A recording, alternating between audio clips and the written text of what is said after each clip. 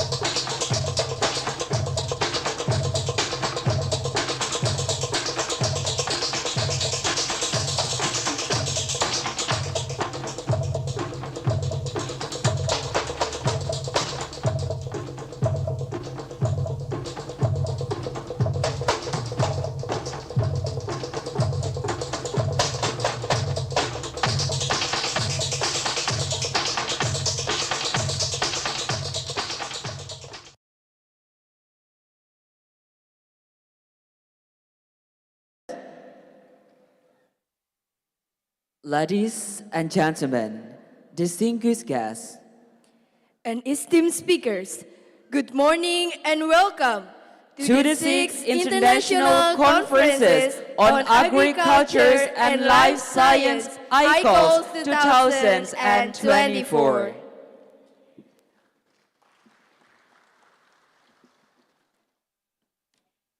Where we gather to exchange ideas, share knowledge, and explore new horizons in upgrading industrial agriculture innovation to actualize food sovereignty. My name is Rizky Anida Salma. And I'm Naufal Hanur, honored to be your master of ceremony on this prestigious event. Before we begin, we would like to acknowledge the presence of our special guests and dignitaries. Please join me in welcoming Dr. Fendi Setiawan, SHMH, as Vice Rector for Student Affairs and Alumni. Chairman of the Senate Jember University. Professor Dr. Insinyur Sutriyono, MP, the Dean of Faculty of Agriculture. Vice Dean of the Faculty of Agriculture.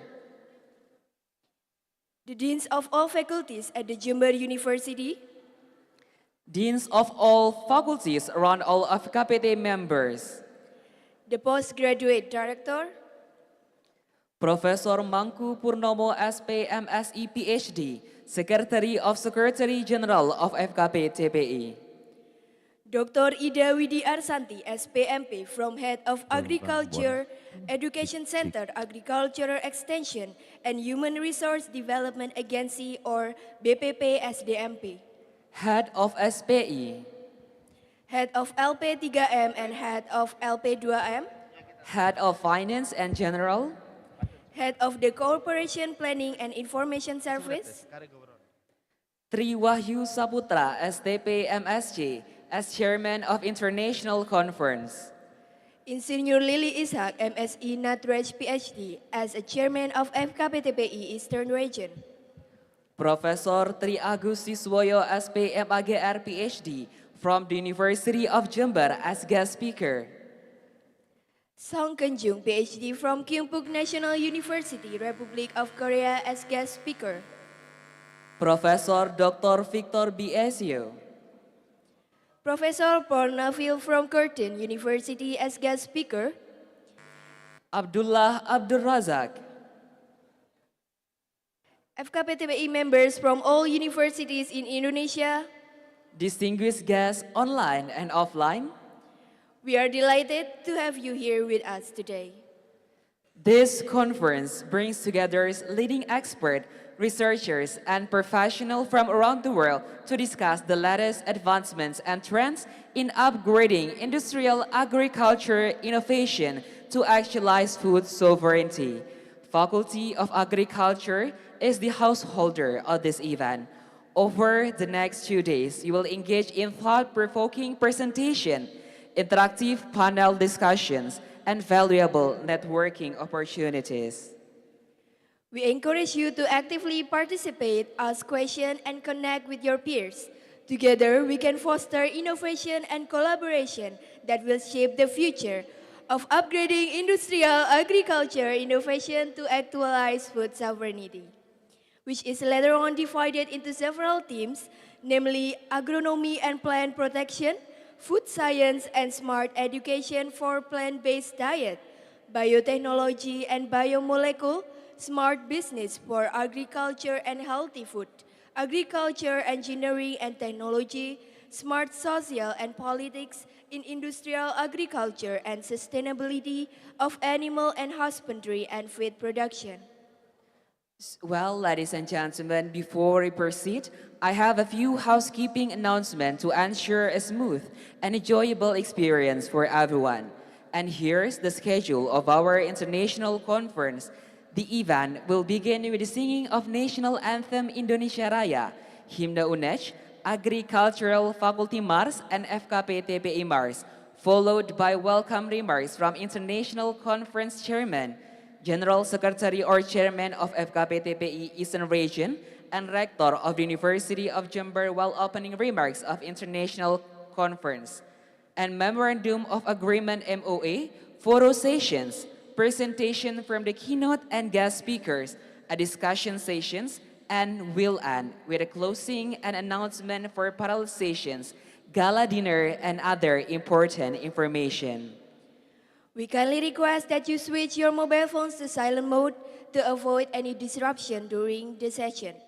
Also, ladies and gentlemen, please note that photography and video recording are permitted in designated areas only.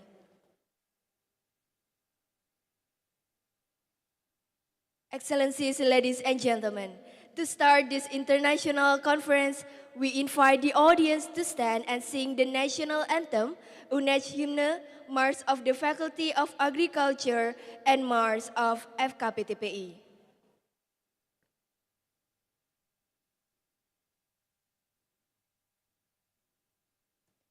Once again, ladies and gentlemen, please stand forward.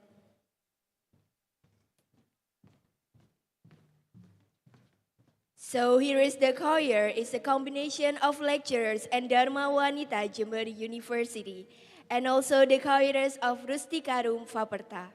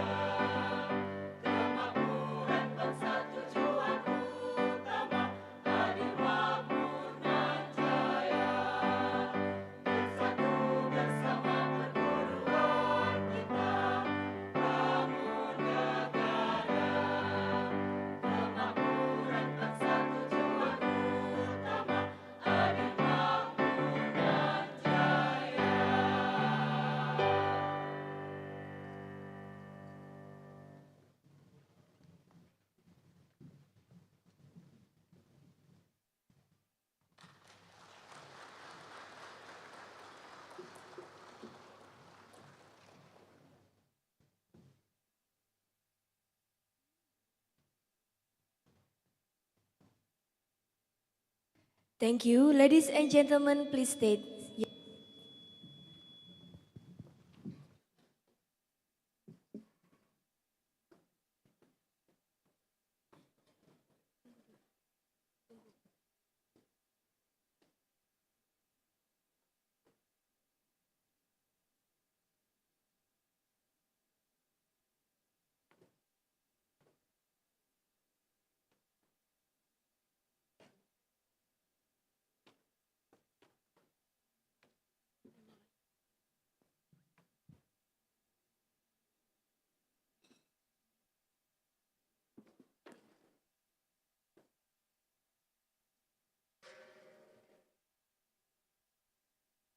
The next event was a prayer recitations, which is delivered by Muhammad Nurhozin.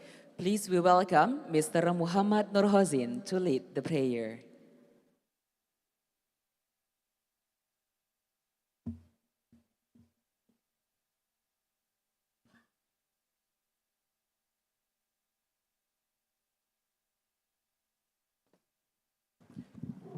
Bismillahirrahmanirrahim. Assalamualaikum warahmatullahi wabarakatuh.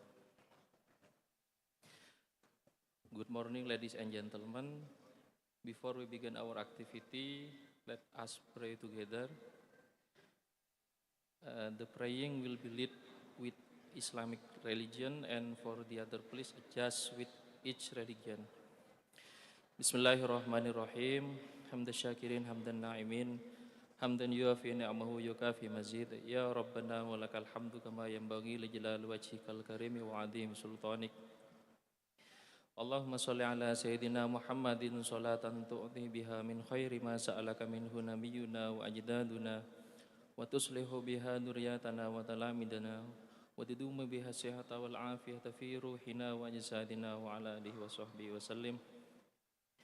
Allahumma ij'al munasabatana FKPTPI wa ICALS munasabatan mubarakah nafi'an likullihim ajma'in.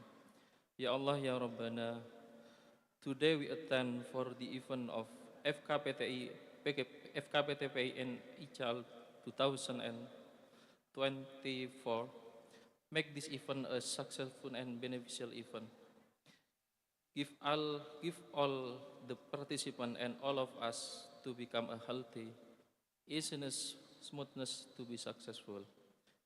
Make this event will be place of silaturahim, will be place of worship. Rabbana atina min ladunka rahmatan wa hayyi' lana min amrina rasyada. Rabbana atina fid dunya hasanah wa fil akhirati hasanah wa qina adzabannar. Wa sallallahu ala sayyidina Muhammadin wa alihi wa sahbihi wa sallam. Subhana rabbika rabbil izzati amma yasifun wa salamun alal mursalin walhamdulillahi rabbil alamin. Sirril Fatihah. Assalamualaikum warahmatullahi wabarakatuh.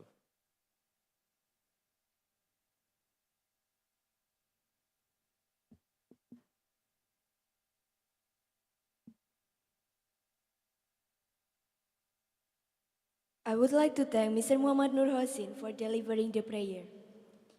First of all, it is my pleasure to invite the chairman of the International Conference, Tri Wahyu Saputra STP MSC, to deliver the report of an international conference. Please join me in welcoming Tri Wahyu Saputra STP MSC to the stage.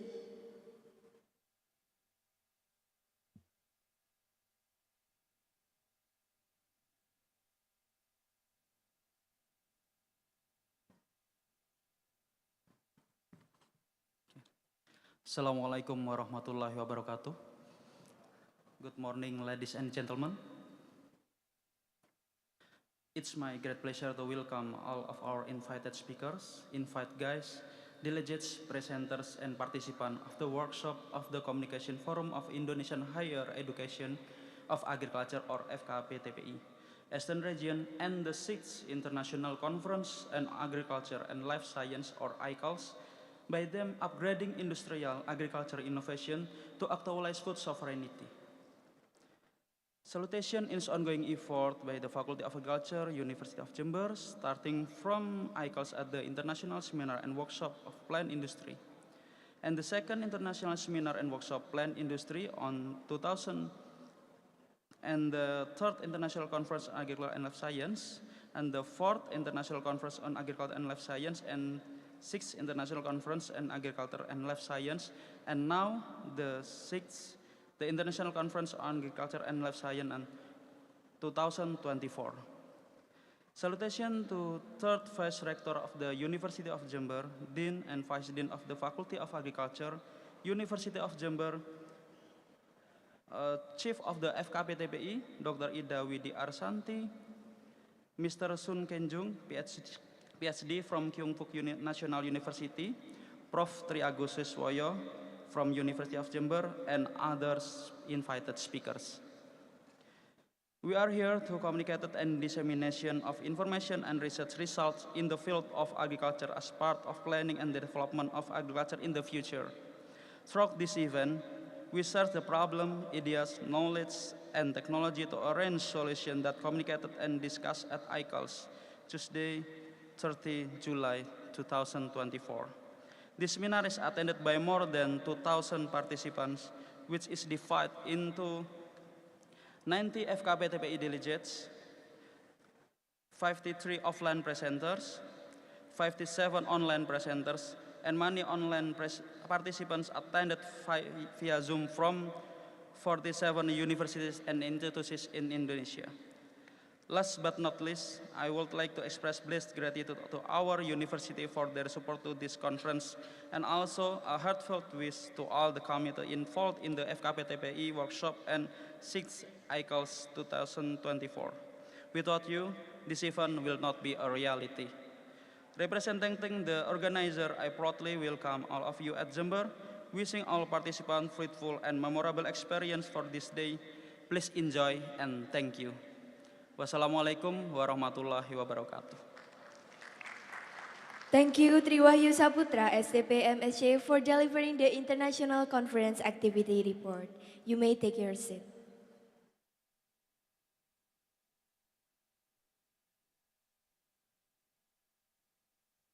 And then I would like to invite Insinyur Lili Ishak, MSc Netters, PhD, the chairman of FKPTPI Eastern Region, to give a welcome remarks at an international conference.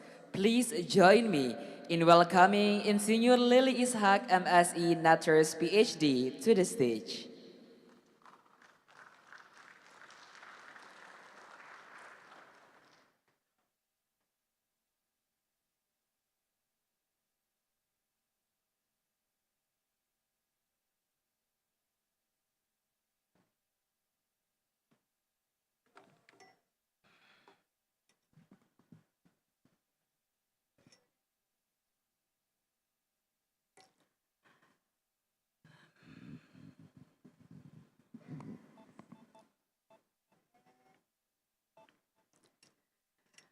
Bismillahirrahmanirrahim.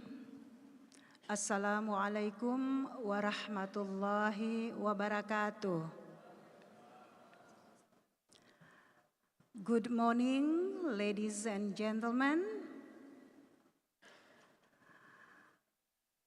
I would like to thank to the host of this conference and the host of FKPTPI for Eastern Regions, the host, and my special gratitude to Professor Sutriyono as the Dean of the Faculty of Agriculture of University of Jember.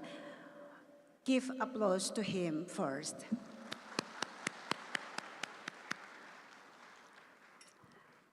Thank you, MC, for the time. Ladies and gentlemen, I'm very happy to be here with you, and as the leader of the Indonesian Communication Forum of Agriculture, Higher Education, for Eastern region, and would like to say welcome to all of you to this conference and workshop. First of all, I would like to say hello to our honorable guest here, the host, Pak Dr. Sorry about that. The Vice Rector for students and alumni of University of Jember. And also the head of FKPTPI Nasional, Professor Muslim. I know he couldn't come here, but he will be represented by the Secretary General of FKPTPI Nasional, Prof. Mangku Purnomo. Oh, you're here already, okay? And I would also like to say hello and welcome to Professor Suntoro, our advisory team of FKPTPI National and also for Eastern and Western regions. And also for the Dean of the Faculty of Agriculture of Universitas 11 Maret, Professor Dr. Samanhudi, you already are here with us. Also other deans that I can't say one by one here, but also Prof. Rusdi Yanto, Rusdianto, the Dean of the Faculty of Agriculture of University of Mula Warman, Samarinda. And other Dean, Ibu Professor Dena, also coming. I thought that you are from Western region, but you are here. Thank you so much for attending this ceremony. Also, my secretary, the secretary of FKPTP for Eastern Region, Pak Dr. Abdul Haris. Okay, you are here with us. And sorry if I can't say one by one here for other deans that can be attending this ceremony here. And also, ladies and gentlemen, from all universities from Eastern regions who can be here with us. The second one is, before I continue my remarks, I would like to give you sebuah pantun, okay? Dan bilang cakep ya. Bertawaf mengelilingi bandara Juanda 5 kali untuk mengucapkan selamat datang rombongan FKPTPI Wilayah Timur. Sungguh senang bisa tiba di kota Jember, kota karnaval, kota tembakau. Semoga pertemuan FKPTPI membawa manfaat besar buat kita semua. Yep.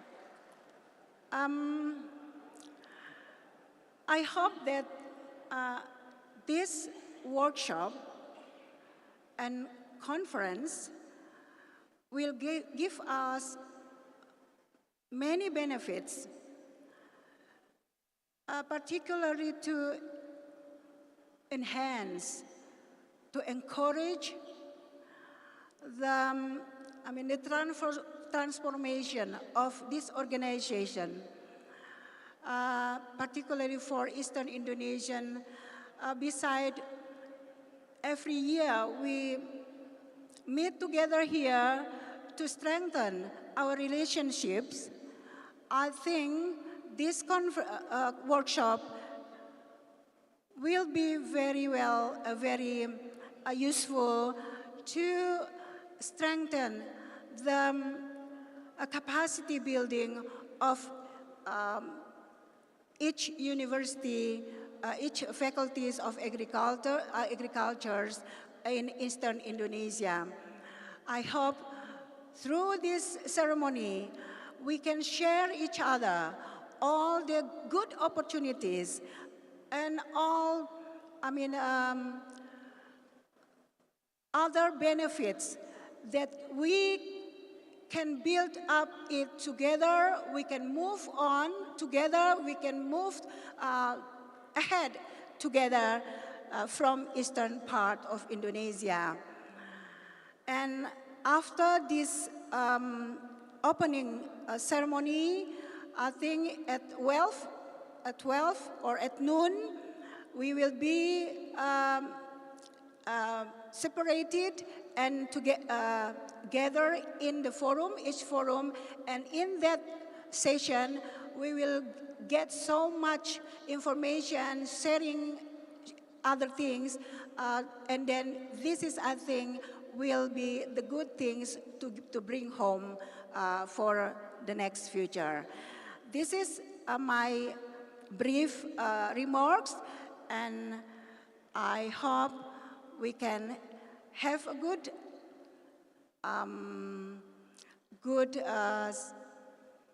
or a nice things that we can attend this ceremony. That's all for my remarks today. And before I close my remarks, another pantun. Burung cendrawasih dari Papua, burung bidadari dari Halmahera. Pertemuan FKPTPI penuh gairah. Semoga FKPTPI terus bertransformasi membangun SDM pertanian yang handal. Thank you so much. Billahi taufiq wal hidayah. Wassalamualaikum warahmatullahi wabarakatuh. Thank you, Insinyur Lili Ishak, MSc, Natras PhD, for your motivational remarks and for laying the groundwork for what looks to be an insightful and interesting occasion.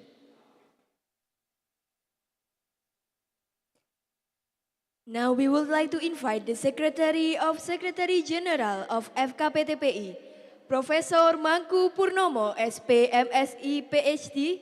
Time is yours.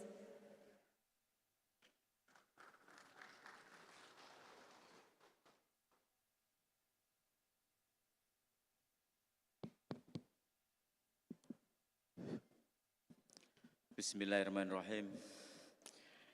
Assalamualaikum warahmatullahi wabarakatuh. I want to give remark in English, but I'm not sure that I can give better with Prof. Ishak. So I will give in bahasa Indonesia, I think it's better. Nah? Yang terhormat, Bapak Ketua FKTPI, Ibu Ketua FKPTPI Wilayah Timur, Prof. Ishak, Lili Ishak, yang saya hormati Bapak WR 3 bidang kemahasiswaan dan alumni Universitas Jember, yang saya hormati Bapak Dekan Fakultas Pertanian Jember, sahabat saya juniornya Prof. Dulu di Pemprov saya dikader sama beliau. Kemudian yang saya hormati inviting speakers, presenters, juga yang tidak kalah terhormat, senior saya, sebenarnya FKPTP ini hampir 90% ini yang menggerakkan ini Prof. Suntoro itu. Beliau adalah pendiri FKPTPI dan senior kita bersama. Yang saya hormati juga Bapak Ketua FKPTPI wilayah Indonesia, ya, Prof. Samanudi. Beliau Dekan Fakultas Pertanian Universitas Jember. Universitas 11 Maret. Mohon maaf.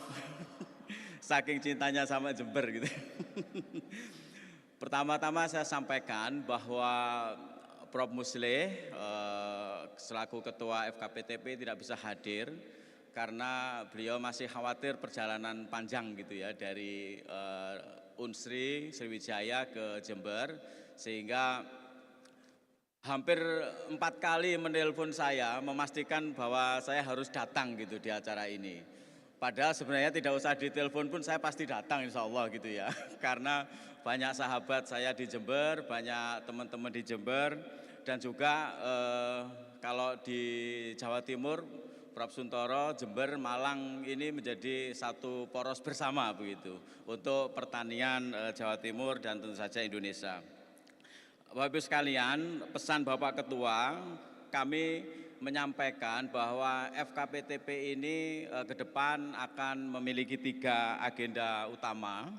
Yang pertama adalah kita harus memperkuat proses advokasi. Itu ada 2, yaitu advokasi kepada pemerintah tentang kebijakan pembangunan pertanian.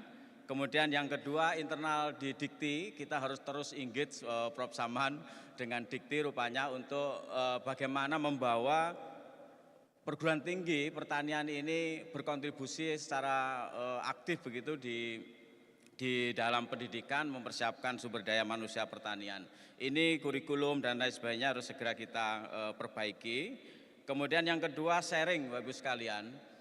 Sharingnya ada 3, sharing sumber daya yang selama ini sudah kita lakukan. Saya hanya bayangkan teman-teman yang ada di Tidore, teman-teman yang ada di Ambon, teman-teman yang ada di dalam-dalam itu, di terluar kita, almost impossible mereka untuk membeli seperti di Fakultas Pertanian Jember CGMS 3 miliar begitu. Nggak bayangkan itu bagaimana teman-teman di sana bisa, sehingga resource sharing ini menjadi sangat penting. Kemudian berikutnya adalah sharing sumber daya manusia. Sebagai misal, saya di beberapa tempat ketika kita datang, akreditasinya masih tidak bagus, kurang unggul, tidak unggul begitu ya sebagian besar. Apakah tidak mungkin kemudian ada visiting professor atau visiting lecturer begitu menjadi DTPS-nya di sana sehingga kemudian menjadi unggul? Mungkin ini juga harus kita bicarakan di FKPTPI. Ini diskusi saya dengan Prof. Muslim. Kemudian yang ketiga adalah sharing knowledge Bapak Ibu sekalian. Jadi sharing knowledge ini sangat penting sekarang apalagi dengan teknologi informasi. Tadi saya diskusi dengan Bapak Dekan dari UNRAM bagaimana kalau kita sudah analisis tanah itu di seluruh Indonesia begitu nanti ada hub-nya bersama, ada dashboard-nya sehingga kita tahu peta tanah seluruh Indonesia sebagai misal kita memiliki. Nah ini dengan teknologi saya pikir bisa kita melakukan itu. Itu yang pertama, yang kedua. Jadi pertama advokasi, kemudian yang kedua sharing, kemudian yang ketiga adalah kualitas SDM. Kita juga harus mempercepat jumlah guru besar terutama di universitas-universitas yang memang butuh sekali pendampingan. Nah ini jurnal dan lain sebagainya Bapak sekalian kita harus mulai sharing sekarang.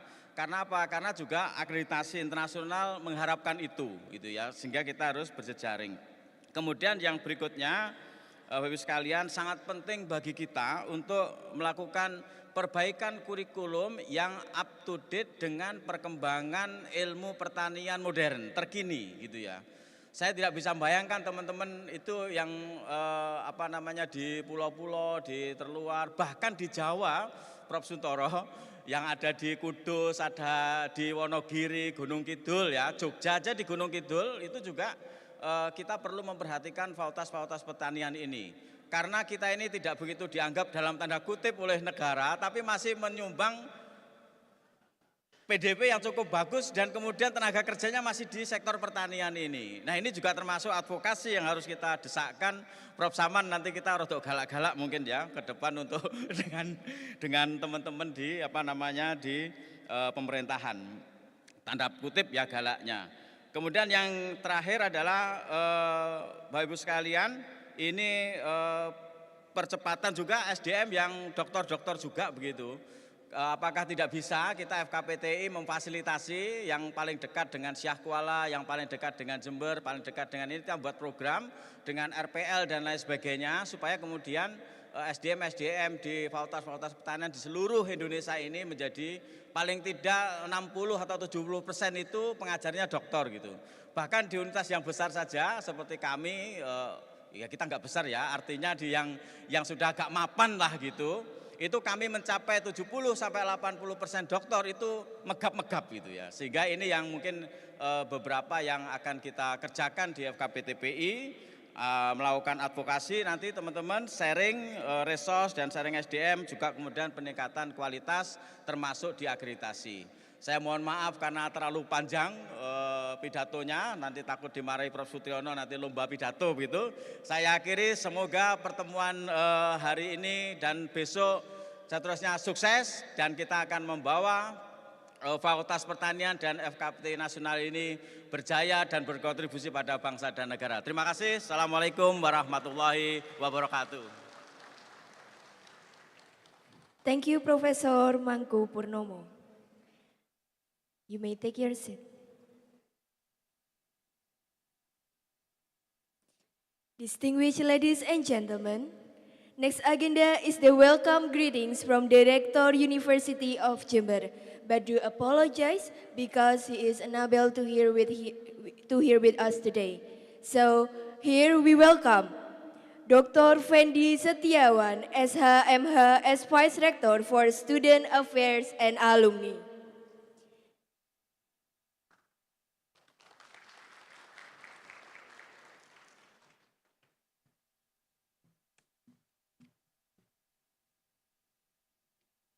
Bismillahirrahmanirrahim. Assalamualaikum warahmatullahi wabarakatuh. Salam sejahtera bagi kita semua. Om Swastiastu, Namo Buddhaya. Salam kebajikan. Rahayu, rahayu, rahayu.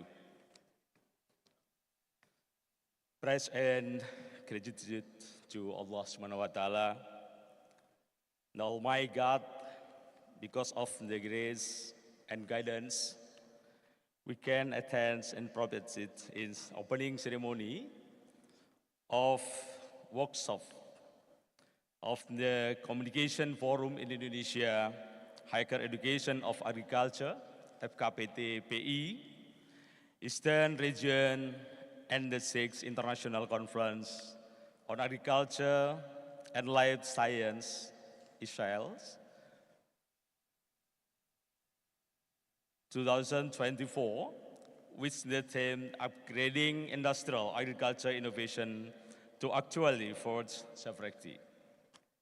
On behalf of the University of Jember, it is pleasure to welcome you to the conference organized by our Faculty of Agriculture Unit of Jember.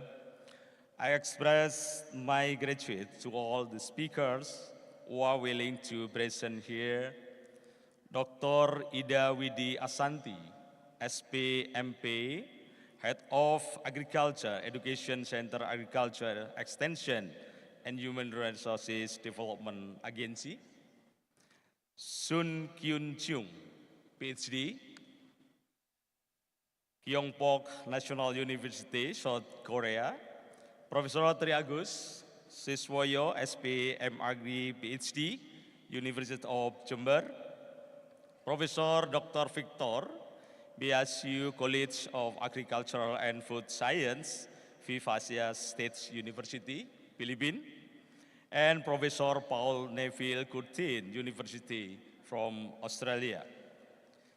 I also express my gratitude to all the speakers from workshop of the Communication Forum of Indonesia, Higher Education of Agriculture, Eastern Region, Insinyur Lili SK, MSc, Dr. PhD, Chairman of FKPTPI Eastern Region, and Professor Mangku Purnomo SP, MSc PhD, Secretary General of FKPTPI.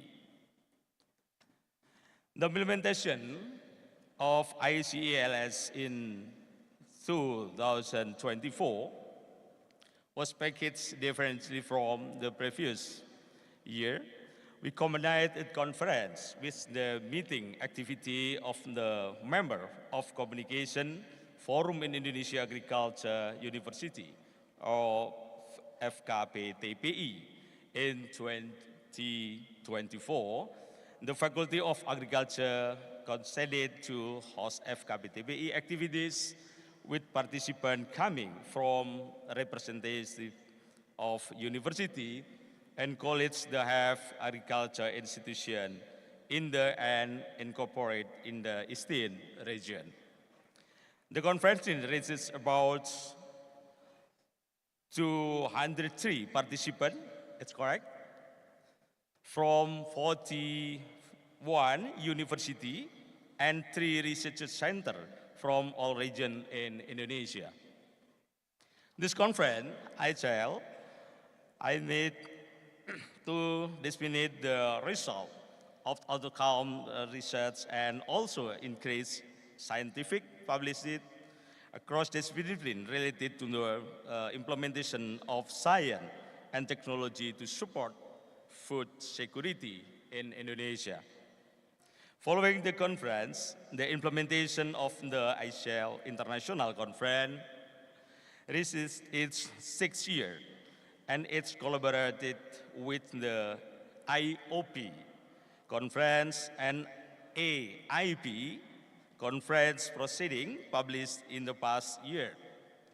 This track record being achieved in the basis of the Faculty of Agriculture to continue international conference activity in 2024, and this year will collaborate with IOP conference proceeding to publication.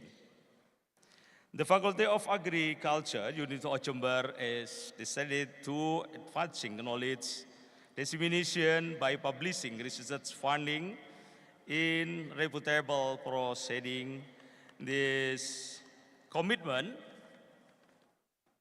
ensures the insight in innovation shares our conference reach in wide academic and professional audience for steering future research and obligation agriculture and life science.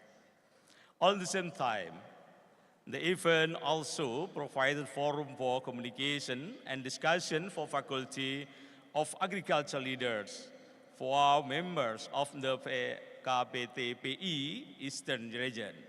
As the rector, vice rector of the University of Jember, I expected that this forum will benefit all regarding sharing various information, suggestion, and solution from all participants, and also formulate the direction of the development of agriculture academic in supporting food security in Indonesia. Moreover, I fully appreciate and support the conference.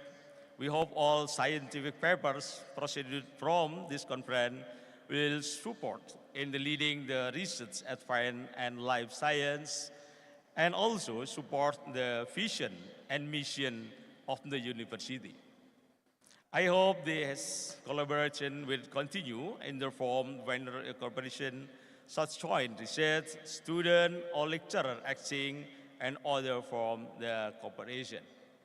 Finally, as the rector, vice rector of Jember University, I would like to express my highest gratitude and appreciation to the community and all stakeholders and participants who have contributed their time and sincerity in the event. I wish you all a very productive conference and exciting discussion during and after event. Thank you very much. Assalamualaikum warahmatullahi wabarakatuh. Thank you. Please, Dr. Fendi, do not get off from the stage first, because we will going to open the event. And I would like to invite Insinyur Lili Ishak, Professor Mangku Purnomo, Insinyur Sutriyono to come to the stage to accompany the Vice Rector for hitting the gong.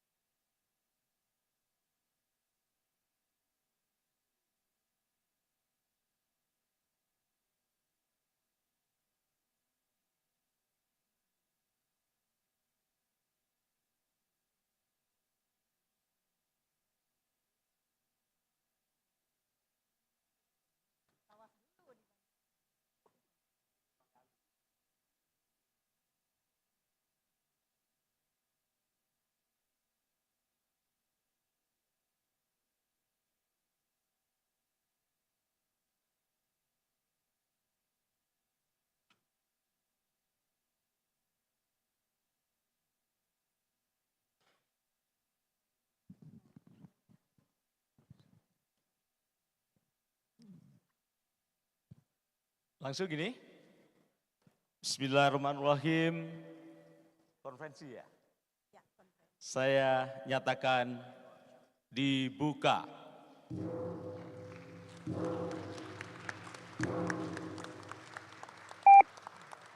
Terima kasih.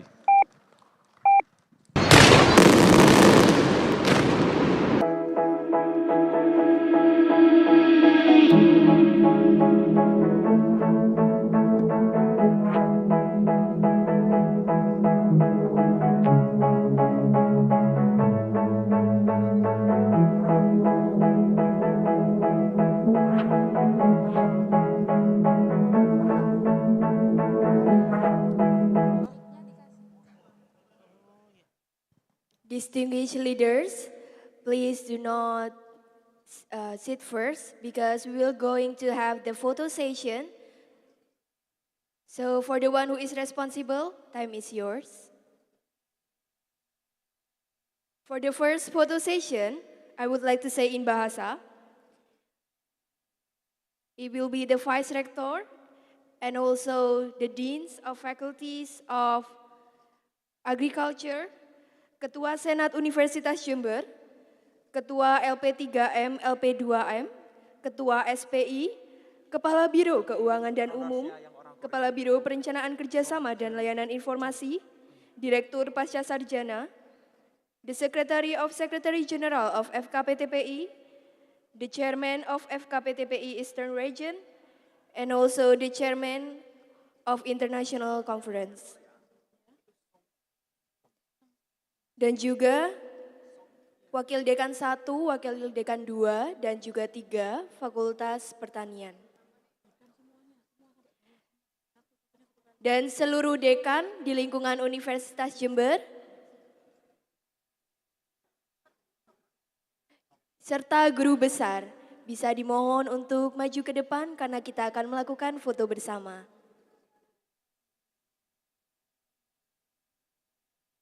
Baik, untuk yang bertugas saya akan hitung mulai dari 3.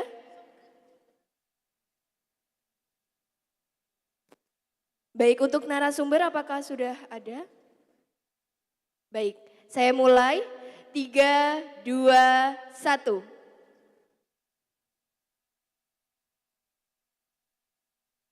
Baik, selanjutnya gaya semangat Bapak Ibu. Siap. Apakah sudah bisa dimulai? Saya mulai 3, 2, 1.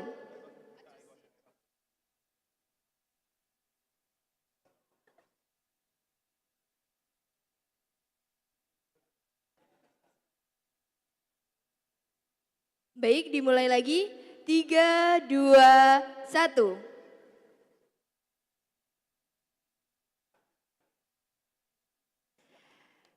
Kami ucapkan terima kasih kepada para leaders yang sudah hadir di sini.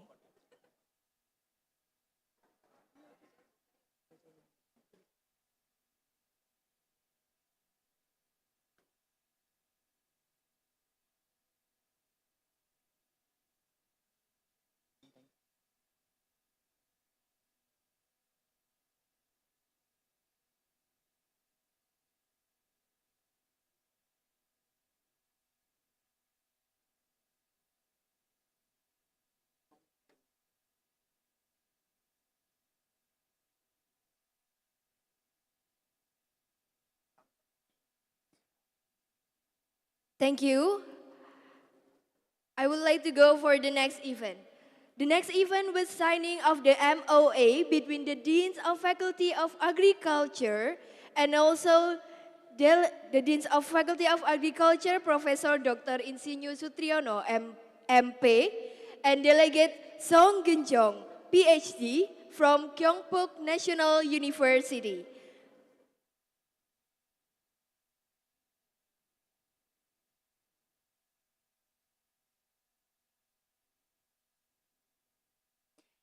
Please join me in welcoming the Deans of Faculty of Agriculture and Song Genjong from Gyeongbuk National University.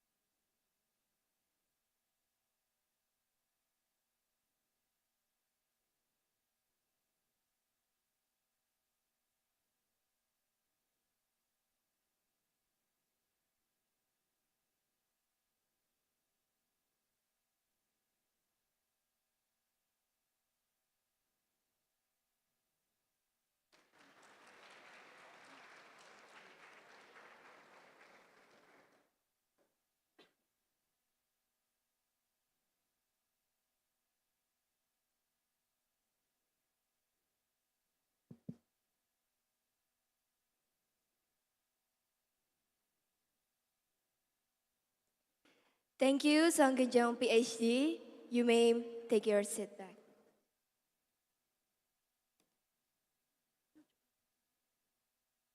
The next event is the signing of the MOA between Fakultas UNEJ and other university. First, Fakultas UNEJ for Fakultas Unipa. Second, Fakultas UNEJ for Fakultas UMI Makassar. Third, Fakultas UNEJ for Fakultas Unmu Makassar. Fourth, Fakultas UNEJ for Fakultas Mula Warman University. Fifth, Fakultas Unipa for Fakultas UMI Makassar. Sixth, Fakultas Unipa for Fakultas Unmu Makassar. Seventh, Fakultas Unipa for Fakultas Hairun. Eighth, Fakultas Unipa for Fakultas Unif Mula Warman. 9. Fakultas UMI Makassar for Fakultas Unmu Makassar. 10. Fakultas UMI Makassar for Fakultas Unif Hairun. 11. Fakultas Unmu Makassar for Fakultas Unif Hairun. Please join me in welcoming the deans from the University of Papua, University of Muslim Indonesia Makassar, University of Muhammadiyah Makassar, Fakultas Mula Warman University, and Fakultas Hairun.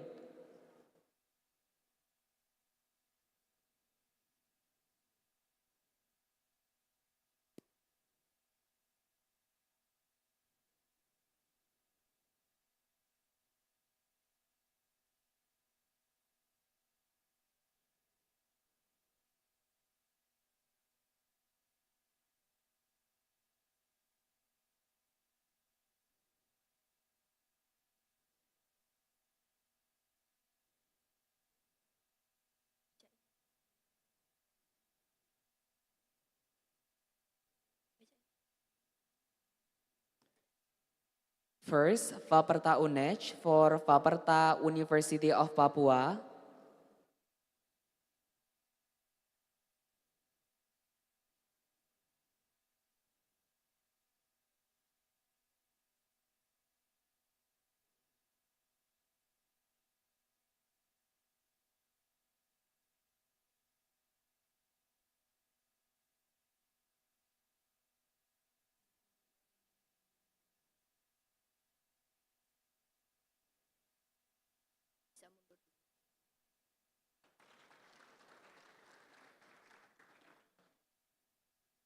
Second, Fakultas UNEJ for Fakultas University of Muslim Indonesia Makassar.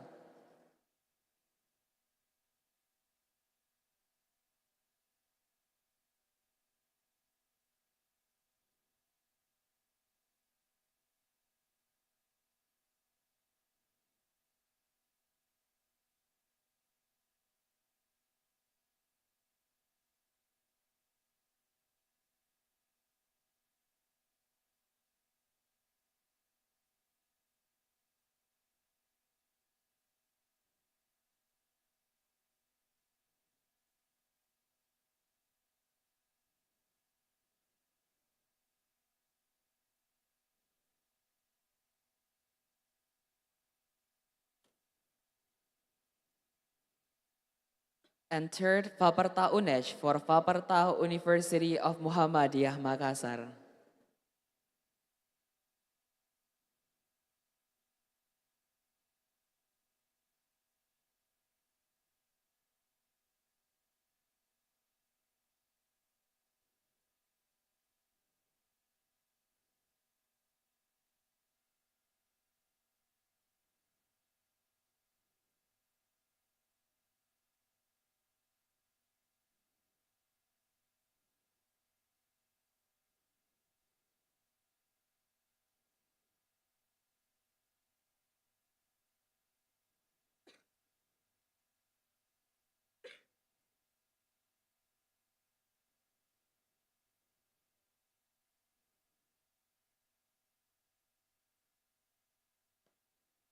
Fourth, Fakultas UNEJ for Fakultas Mula Warman University.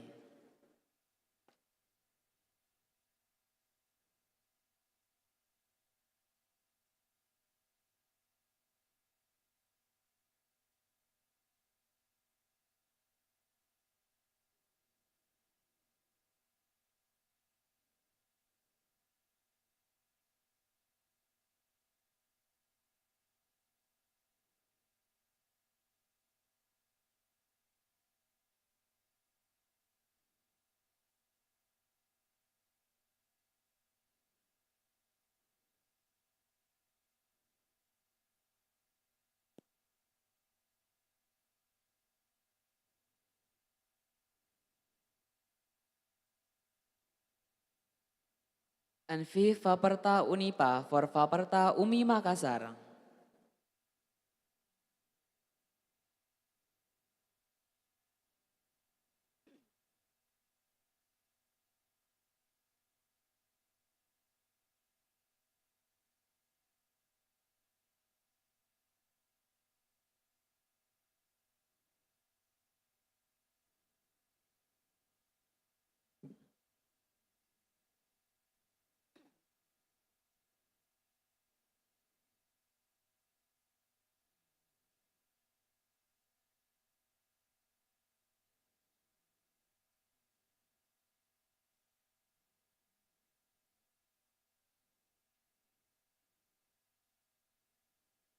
And next, Faperta Unipa for Faperta Unmu Makassar.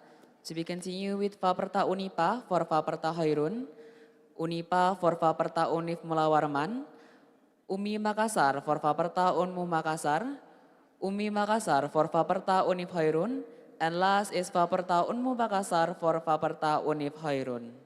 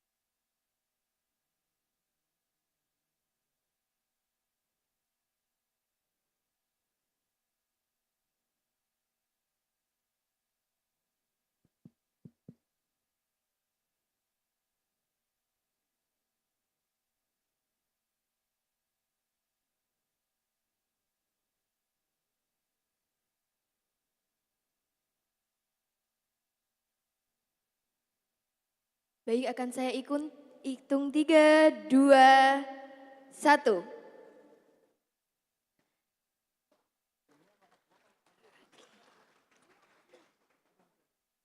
Thank you. You may take your seat back.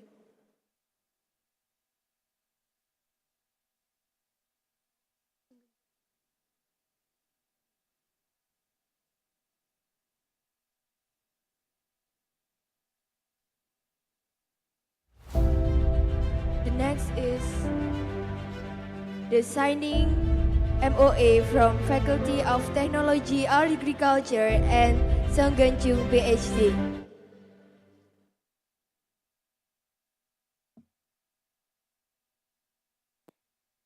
Please join me in welcoming Song Geun-chung, PhD, and the Deans of Faculty of Technology and Agriculture to have the signing MOA.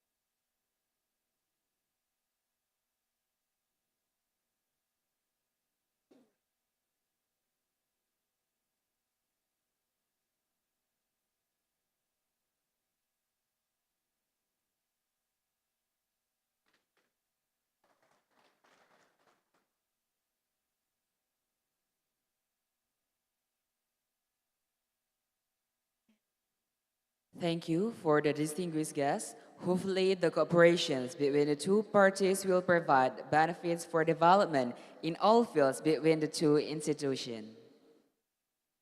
The next agenda is the sending of souvenir by the Vice Rector University of Jember to the Secretary of Secretary General of FKPTPI.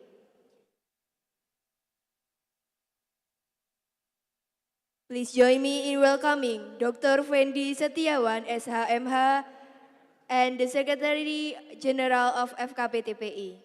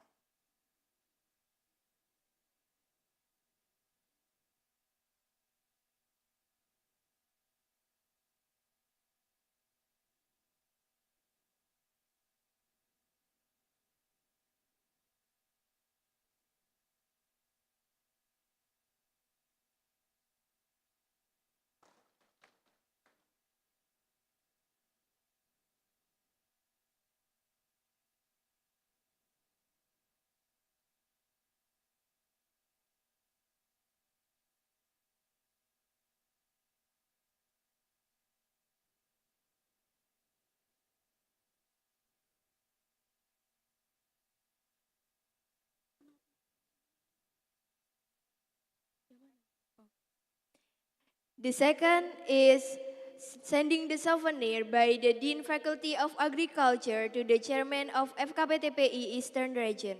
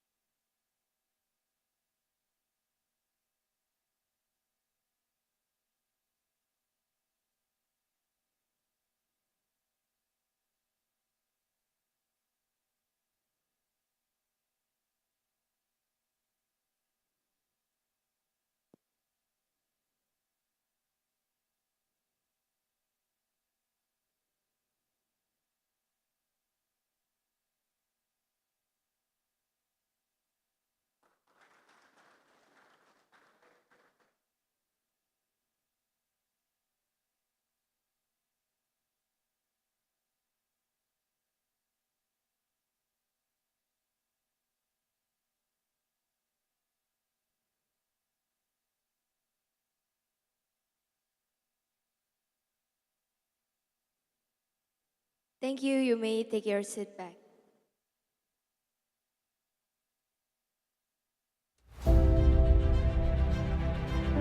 Ladies and gentlemen, this event wouldn't run so well without the full support from our sponsor, PT Saraswati.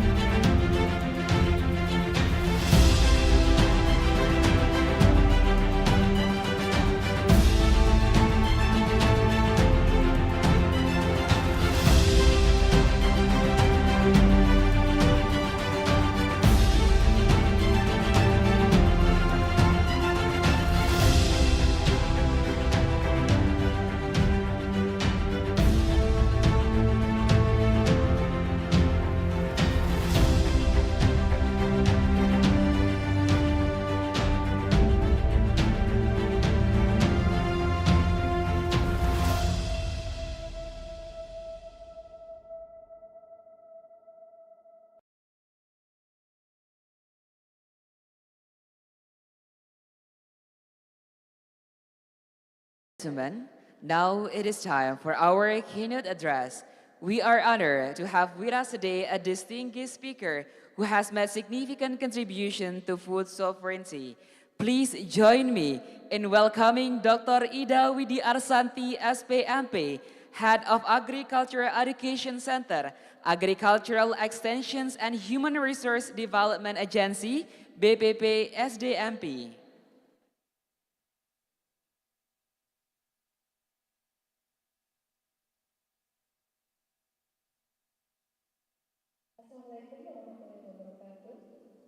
Waalaikumsalam. Good morning, Dr. Ida Widiarsanti. I hope that my voice very well, already heard by the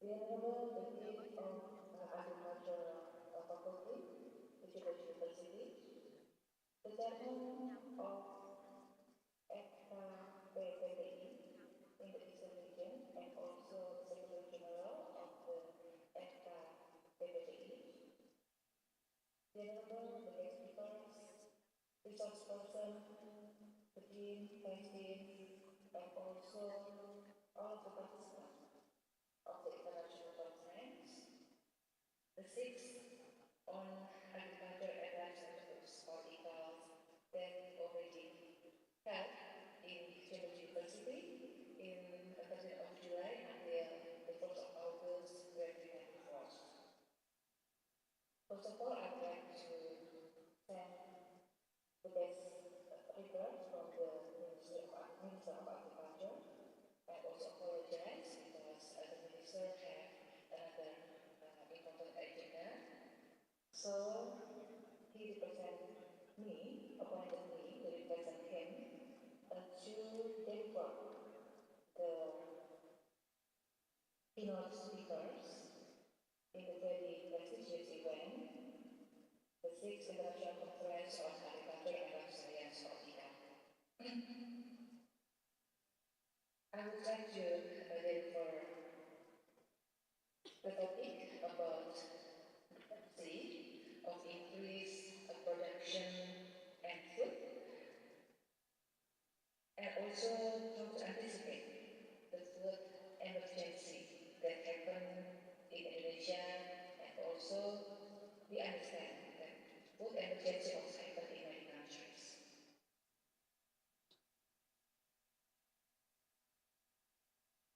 The honorable audience, I would like to stress that nowadays we have problems regarding food today. So this is actually the food problems not only in Indonesia but also in the world. We understand that 59 at least countries face out the seriously hunger. And also it happened around 900 million of the world population also have hunger. 8.5% of the Indonesian citizens have lack of the nutrition, and also more than 30% of the children have stunting in Indonesia. In the next slide, we understand or the pictures that food crisis is very important to be solved, and very seriously problems, not only for the health, because we consider food and also health and something about body and everything, but food crisis also will influence, will have an impact on social and also political problems. These are already happening not only in Indonesia but also in many countries. In several areas of Indonesia, also we have many demonstrations, for example, that are asking about price stabilization, asking about a decrease of price, asking about more food and also more price, for example, to manage the stabilization or to full the demand of the people in Indonesia.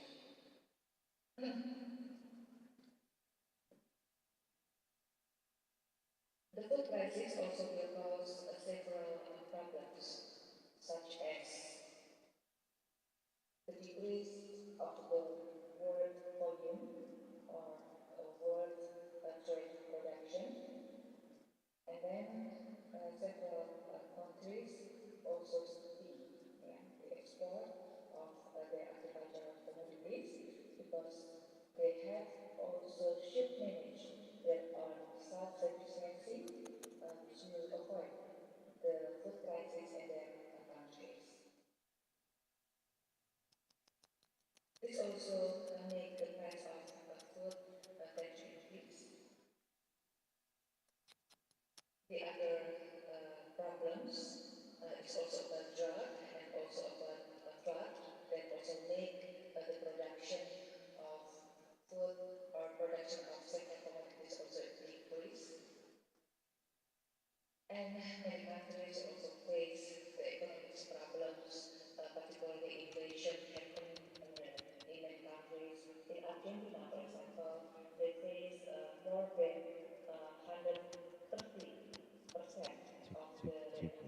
one, one. Face more around 70% of inflation, and also in UK, yeah, UK is considered as a developed country, also face 13.6% of inflation.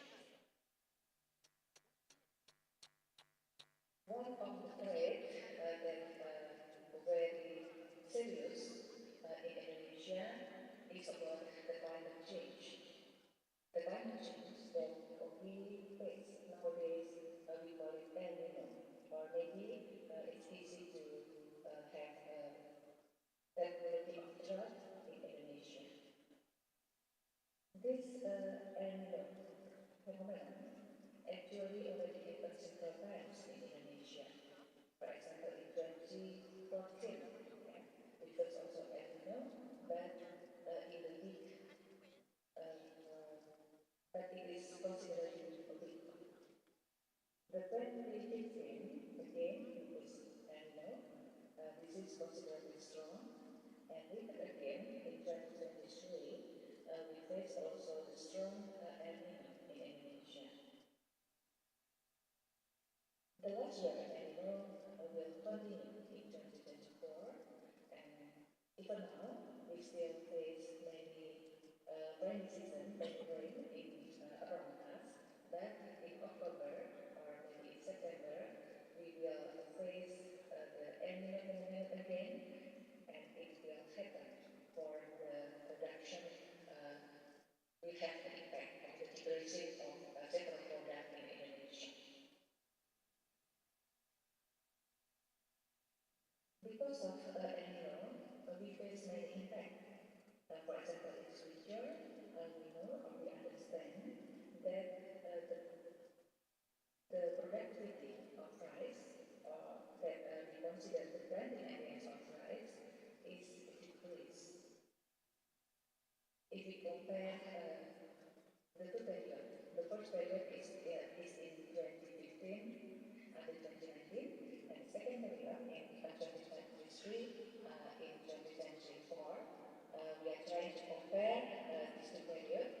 You can see that there are the negative differences in each month.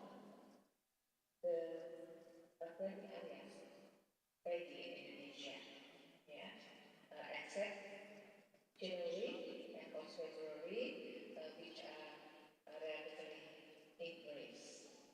But if we have a sum of the production of the planting areas in 2023 to 2024, we can see that it decreased 36.9% compared to the last period in 2015 until 2019.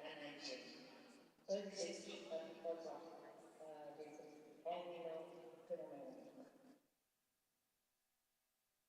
And then we can see here several causes, yeah, that several problems that cause the decrease of paddy production. Some of them because of the old technology or agriculture machine that already distributed in many times ago. And then we also understand about the lack of the high yielding varieties in Indonesia. So we cannot guarantee the increase of productivity. The other thing about fertilizer, yeah, fertilizer is also very important to increase productivity. There are decrease of fertilizer subsidy until 50%. So yeah, we can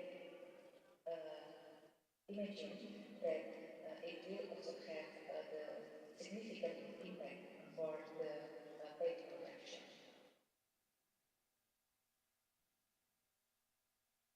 Our president, through the President Decree number 5 in the year of 2011, already give direction to our minister, particularly to the Ministry of Agriculture, some or several action or direction. For example, the Minister of Agriculture should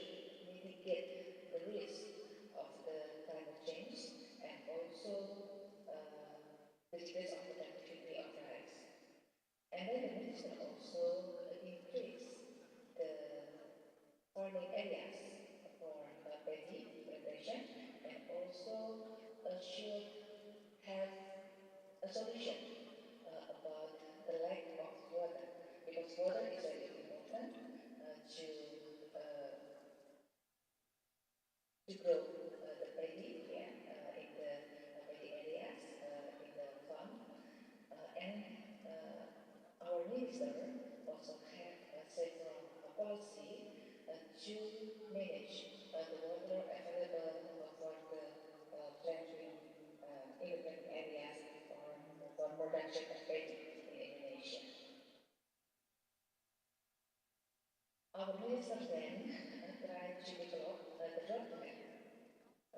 This roadmap is for Indonesian self-sufficiency, particularly for paddy, and also to be or become the world's food birds in 2029. Starting from 2024, we are doing some of the preparation for increased productivity, and in 2024, we hope that we already have the increasing of production of the paddy in the national level. In 2026, we we hope that the increase of paddy production already significant.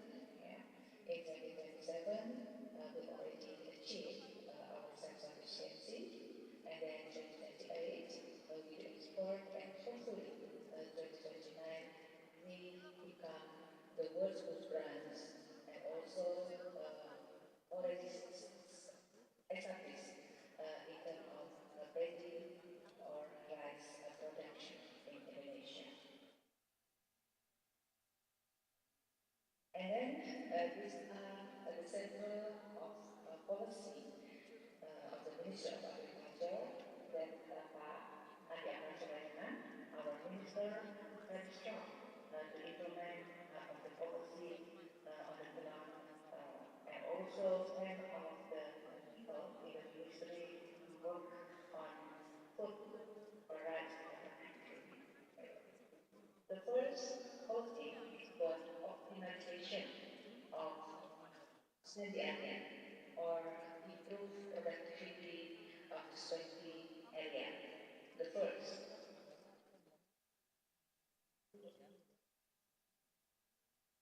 because we have opportunity to develop rice productivity or rice production, we still have many swampy area, and this kind of swampy around 39 million hectares still in the marginal condition. So hopefully with this policy, we could plant paddy in the swampy area, and it means that the production of paddy in Indonesia will increase significantly, because we consider around 400,000 hectares will be achieved to improve the production paddy in swampy area. The second policy is about the pump or urbanization, or deliver or distribute the pump for the dry land and also rain-fed areas. In the dry land or rain-fed areas, we understand that maybe the farmers only plant paddy for one season, which is in the rainy season.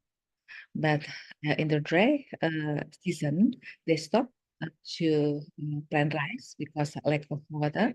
So our minister massive distribute this pump in order to put the water from river, the water from any resource that already there in this area to watering the paddy area in the dryland areas. And this kind of policy, the pump or urbanization still pushed by the minister in terms of distribution, in terms of use of the farmers, in order to have more water for the dry season that will uh, until around October or November. The third policy is how we can transform the agriculture, not in a traditional way or conventional way anymore, but we are trying to establish the modern agriculture. Here in the picture, we can see that our farmers already use some agricultural machinery. Yeah, this is like a tractor, four wheel of tractors, or a second wheel, two wheels of tractors, and then a farmer also plant a paddy using the planting machine. Yeah, and then they are doing also drop, for example, to distribute or to uh, give the seed and also fertilizer on the ground. Yeah, and also they are doing the combine harvester to harvest the paddy. Yeah, they also rice milling unit in order to proceed. Yeah, the paddy, not to sell the gabah. Yeah, but also they can sell uh, rice uh, for the customers. So it will increase the price and increase the value added for the farmers because if they sell only gabah, yeah, they will receive the low money. But with selling the rice, it will increase the price and also increase the income of the farmers.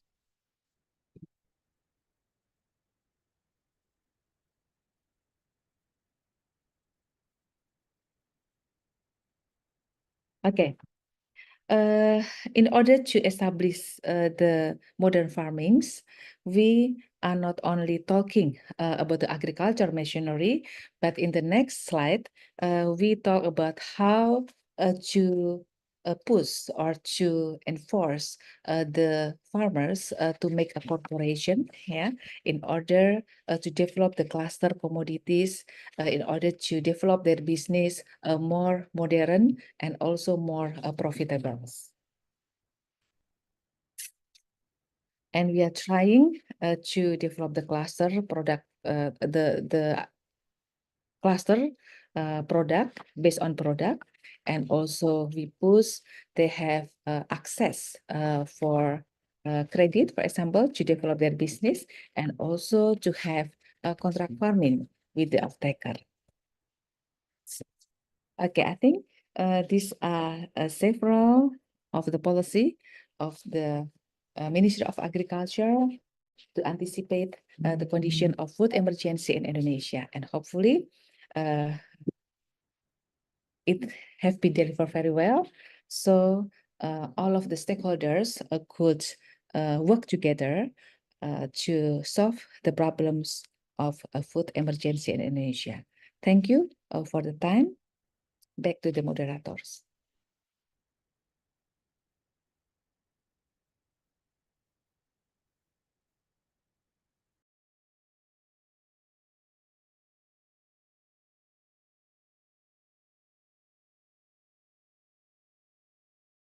Well, ladies and gentlemen, after this, we are going to have another sessions with the guest speakers. So while waiting for it, you may have a coffee break while enjoy your meal. Thank you.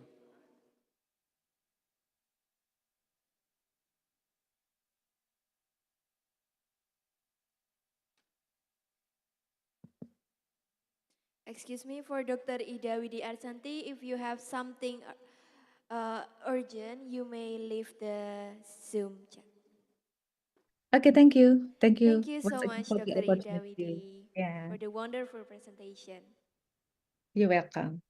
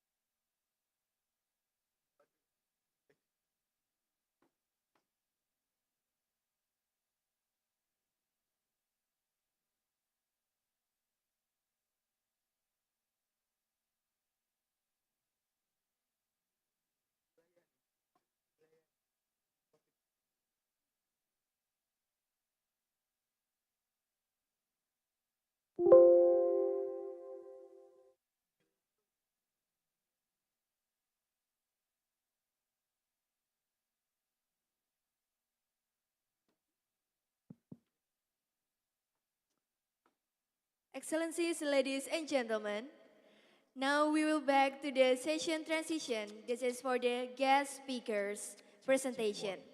We are delighted to have a lineup of distinguished speakers and experts who will be sharing their insight with us today.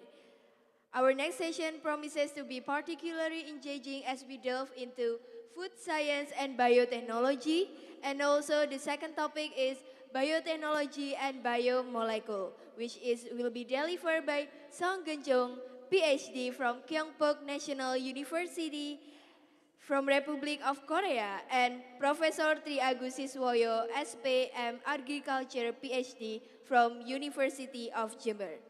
And to guide us through this session, we are privileged to have with us an exceptional moderator, Hardian Susilo Adi PhD.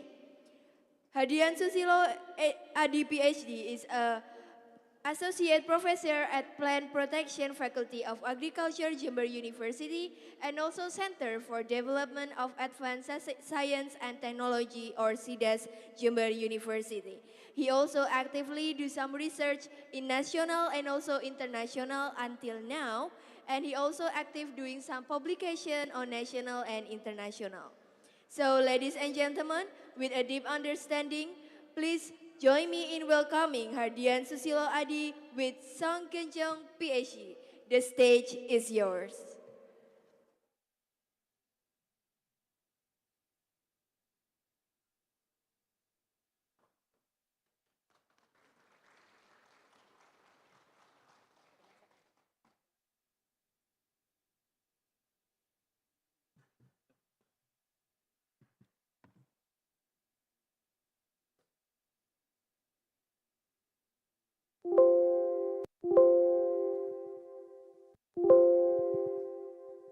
Assalamualaikum warahmatullahi wabarakatuh. I think is it still morning or almost afternoon? So good afternoon, everybody. Thank you very much for joining this international conference on agriculture and life science, hosting by the Faculty of Agriculture, the University of Jember. Before, I would like to thanks to all participants coming here, and also I have two distinguished speaker from the Korea University, Kyungpook National University, and also one from the University of Jember. Before we start, so I would like to remind you, several weeks ago in Jember, especially in Jember, and not only in Jember, but in central of Java, East Java, we feel very cold conditions. Like, yeah, I felt like the temperature reached 11 degrees in the morning. However, in the sunny day, it's reached like 27 or 30 degrees Celsius. So what is this condition? This is seem like something abnormal with the climates. However, in the central of Java, it is very unnormal. So in Indonesia, we have no snowing instead of in the Puncak Jaya in Papua. However, recently, in the some media, social media, they show in Java, there were snowing in Dieng Mountain, maybe you remember. So it means the climate change seem like happening and real happening in the world. So related to the climate change, something happened and something affect on the agriculture. So the heat of the sun, the UV, and this affect on the agriculture. So in other hand, we know recently we entering the revolution industry 4.0 that 17 technologies present, and then will be like upper, and then one of them is biotechnology. So among them like artificial intelligence, and then robotic, and virtual augmented reality. However, in the biological science, there is a biotechnology. So, according to the climate change, some farmers, they got a problem with the plants that they plant in the fields, and also not only in the plant affected by the climate change, but also people affect to their health also. So today I have two distinguished speakers. They are very excellent in this aspect. So I have the first speaker. Please, maybe organizer can show the CV. Professor Sung Kenjung. Sorry if I misspelling your name. From the Kyungpook National University, South Korea. So he's an expert in the agriculture, but especially in the food, but agriculture and produce the food, and not only stop in the food, but also food as a medicine. This is very interesting because in the climate change, people, and then especially the women, they very care about their beautiful. Yeah, very care about their beauty. And also they care about their health. So at this moment, Prof. Jung will talk about related subject. And also, because I believe all of you coming from the agricultural, so we have also Professor Triagus Siswoyo. He is expert in biotechnology, especially in biochemistry. He will talk about how we can choose and we can select something from the plants and then give benefit and help the plants to survive under the stress of climate change especially, or abiotic stress. Okay, please, Professor Sun Kenjung, time is yours, and the organizer give me time like 15 minutes. Is it okay for you to give a talk? And then also following by Professor Triagus. Please, everybody, please welcome Professor Sung Kenjung. Time is yours.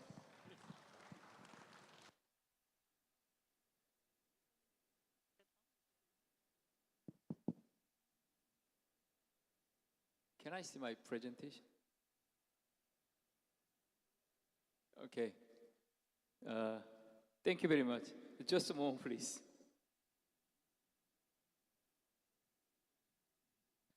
I prepared something to you.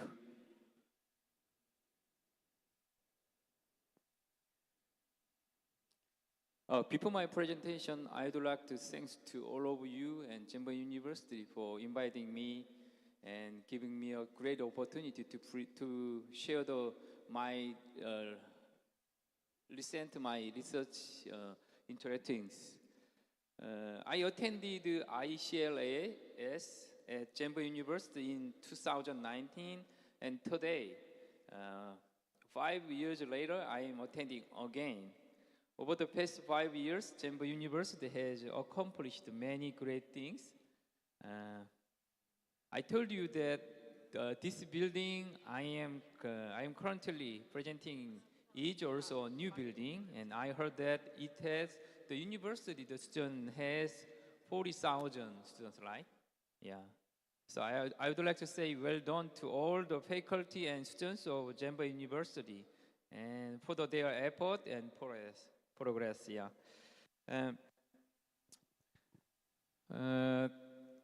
Today, the title is Development of Value-Added Agricultural and Food Materials through Global Joint Research. I'm going to introduce one of my recent global co-work about the agricultural science. Can you move to the next?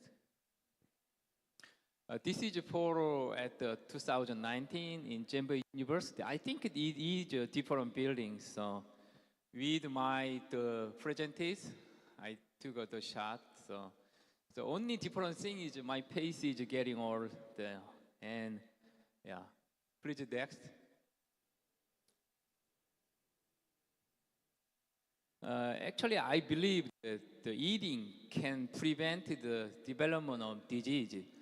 Just not my opinion. So WHO and NCI have established The balanced diet can reduce the development of the metabolic diseases such as cancer and cardiovascular.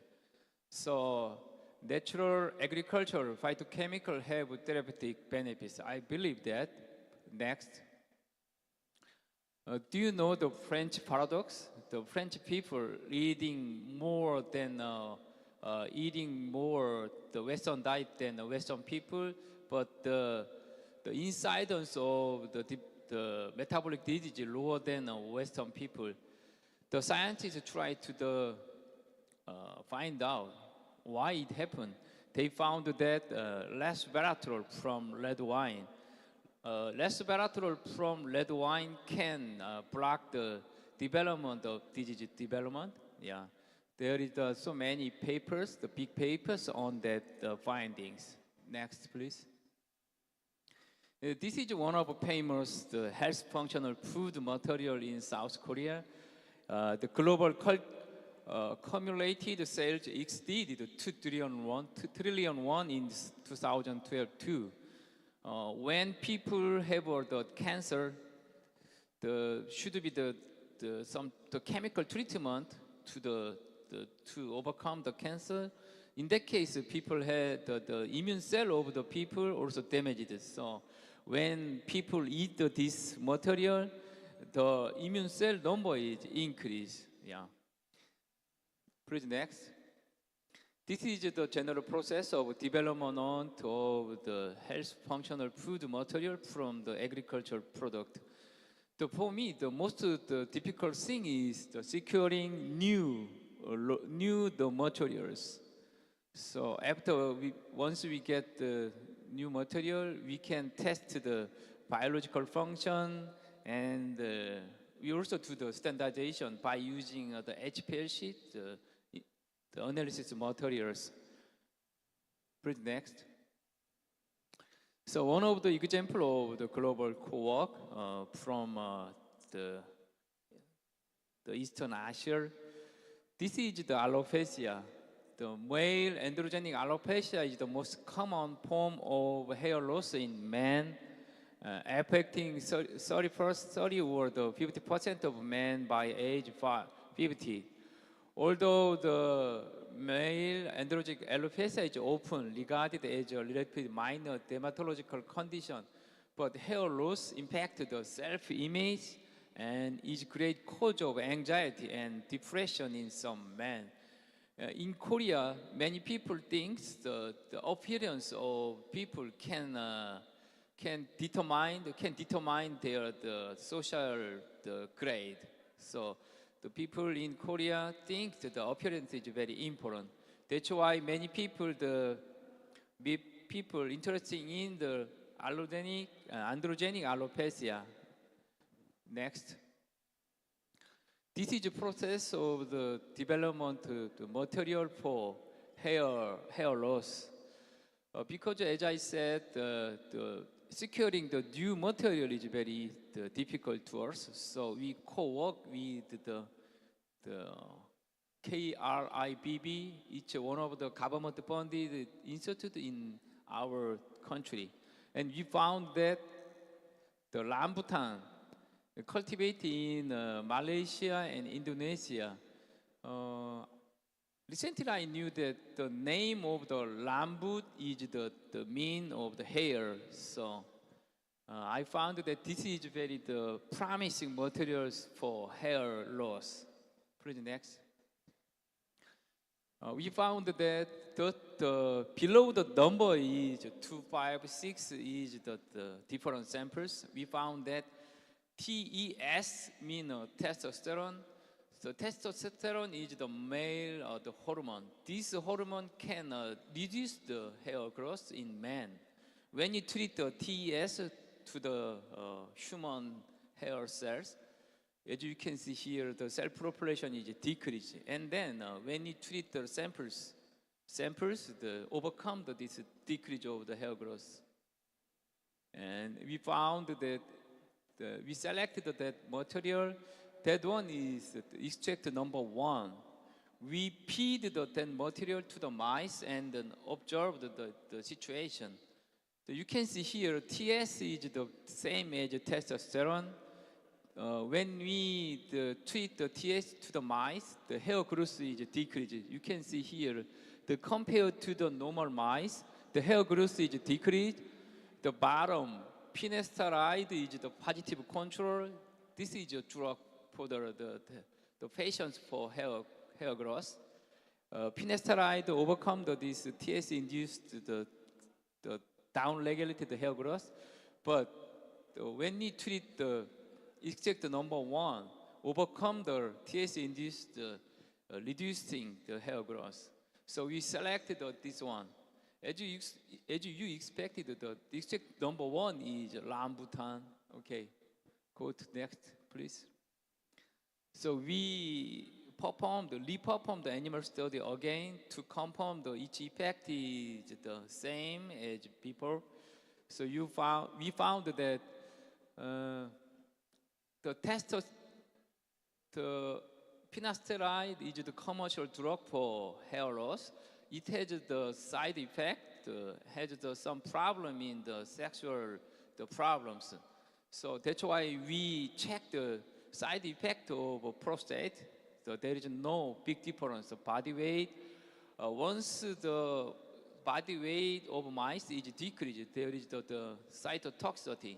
But there is no big difference. There is no cytotoxicity. Go to next. We confirmed with different concentration of the material. We found that the TS down-regulated the growth of hair. You can see 17 days after TS treatment, the hair growth is very low. But when we treat the NLE, the rambutan extract, to overcome this situation, you can see here, you can compare the hair growth between TS group or the finasteride positive control. So this material totally overcome the TS-induced down-regulation of hair growth. Other figure also support my hypothesis. The NLE is the promising material that the androgenic hair loss. Please next. Also, we confirmed our animal study with human hair follicle cells. When we treat the rambutan material to overcome the regrowth, induced regrowth, the hair growth, A and B, same result. Next, please. To commercialize the material from agricultural product, we should optimize the optimal extraction condition. Therefore, we extract with different condition. The extraction condition is almost 36. Among the 36 extracts, we found the optimal one, like this. The higher the bar means the good effect. So we optimize the extract. Next. This is the other example of global co-work. We took the sample from the foreign country like Bangladesh and Laos, and we confirmed each the biological activity by using the in vitro or in vivo study, and then we published together. This is our example for global co-work. So I also suggest why don't you to work together like this. Okay, next. This figure is show the Purdue University Department of Food Biotechnology, and this guy is the Professor Bruce Hemaker. He is a distinguished professor in Purdue University. Here he is expert in carbohydrate and the head of the Whistler Center. Whistler Center is only one research institute for carbohydrate in USA. I heard that here the major crop is coffee and cacao and corn. What's the tobacco, yeah. So and sugarcane, yeah. After production of that kind of the crops, you can take the byproduct. The byproduct contain the many carbohydrate. So I believe the carbohydrate can regulate the intestinal health. Intestinal health also affect the other health benefits. So that's why I already co-work with the Bruce Hemaker. Go next. Next. This one is the example. Currently, I preparing the manuscript with him, Bruce Hemaker. We believe that the old paradigm is the upper panel and bottom is current paradigm. So dietary fiber has the specific structure, can affect the gut microbiome. This gut microbiome can affect the respiratory or skin and gut health. So based on the hypothesis, we can get the specific structure of dietary fiber from the crop in these areas. So we can make our own, the specific dietary fiber and make the commercial product for enhancement of health. Okay, next, yeah. I had the several graduate students. Actually, the 2 PhD candidate student or the 7 master degree. One of them, the left to my side, Jia, is the Indonesian master degree student. So thanks again, and thanks again to inviting me and good hospitality. Yeah, thanks for all. Thank you. Thank you, Prof. Jung. Very interesting topics. So before we move to the second distinguished speakers, so I just remind you that Professor Jung just presented about how to anticipate the balding or the hair loss, because recently it's very popular in Indonesia.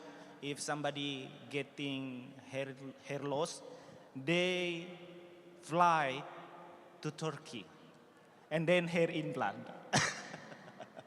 So I think this is very good idea because you use the very familiar materials, agriculture material in Indonesia. We call rambutan also. Rambut is hair, so it's very, very interesting. But I hope next future, because in Indonesia we have a lot of variety of rambutan. Is that the same effect to the process of to inhibit the hair loss or something? This is interesting to know later.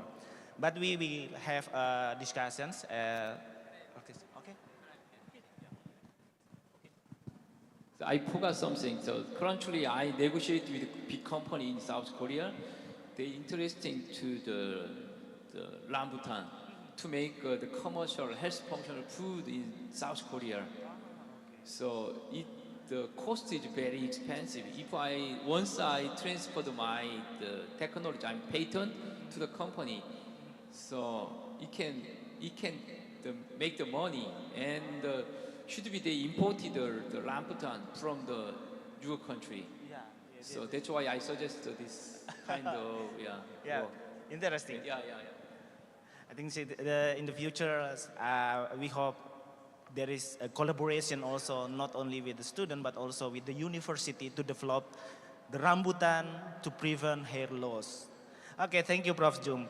So next, Prof. Triagus will talk about related subject but more broadened. So he will talk about, so I just imagine if rambutan, we have rambutan a lot of in our country. However, according to the climate change, it's very hot. I don't know. what will happen with rambutan if they getting suffered by the hot, they can fruit or not. So Prof. Triagus will talk about how to help plants or crops to survive under abiotic stress. So please welcome Prof. Triagus. Time is yours.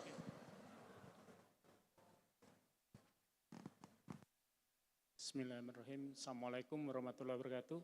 Can I standing up? Okay. Thank you, everyone, chairman and committee, give me the chance to present it in here. And ladies and gentlemen, good morning. Good afternoon or good morning. Good morning. Yeah, today I would like to talk part of our research about the molecular priming as a mitigation strategies against plant abiotic stress in plant. It's very interesting, as the Dr. Widi before, she explanation about the mitigation or the climate change, and then how to impact the productivity of plant. Next slide, please. Yeah. This impact of climate change on plant is very aspects. Maybe we can see, we can show that the area have the drought and productivity, like the plantation fruit becoming decrease, and also many insect, yeah, have a plant becoming unresistant. Yeah, this impact of climate change. Next. As explanation also in Dr. Widi, that the plant health have contribution in United States SDGs. About plant, we have the contribution about 6, yeah, 6 SDGs from 17 United Nations SDGs for 2030. It's the important thing is climate change. Another also important, but now I will talk about the effect of climate change in plant. Next, please. Yeah, climate change in impact in plant, as we saw that the plant change in crop yield, yeah, qualitative and quantitative is becoming change. And then the crop management and adaptation also change. And alteration ecosystem is more focusing that I want to talk about the abiotic stress. As you know that the climate change is the, we can see in our slide, the climate change is not so much effect, I mean element for infect abiotic stress, just droughts, high salinity, heat, and flooding. If we know that the drought is lower water content, you know that the evaporate of the water becoming high, and then how to affect soil becoming hardness, and then osmotic stress is becoming effect also, yeah, and high cation concentration also high, and all the effect, the accumulation in oxidative stress. This main of the effect on the plant is the oxidative stress. This is the key of the effect in plants. Next, please. The stress in plant, we have just 4 elements. Yeah, water, light, nutrition, and temperature. the combination of the four elements have the stress in plant. Is generally the performance of the plant to get the optimal, especially an optimal genetic potential to indicate of stress.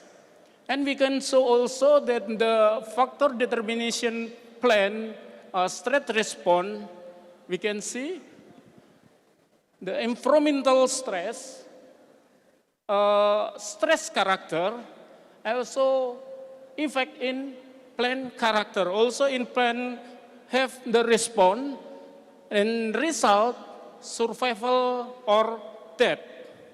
Next, please. Yeah, this is very interesting. Yeah. Plant have to employ the immediately environmental to maximal effect. As know the inability plant not move, but he want to deal strategies for physiology or morphological change. The key of the plant have adaptation. Next, please. And also, plant response of stress, you know, is very simple. As we can see that the plant have the impact.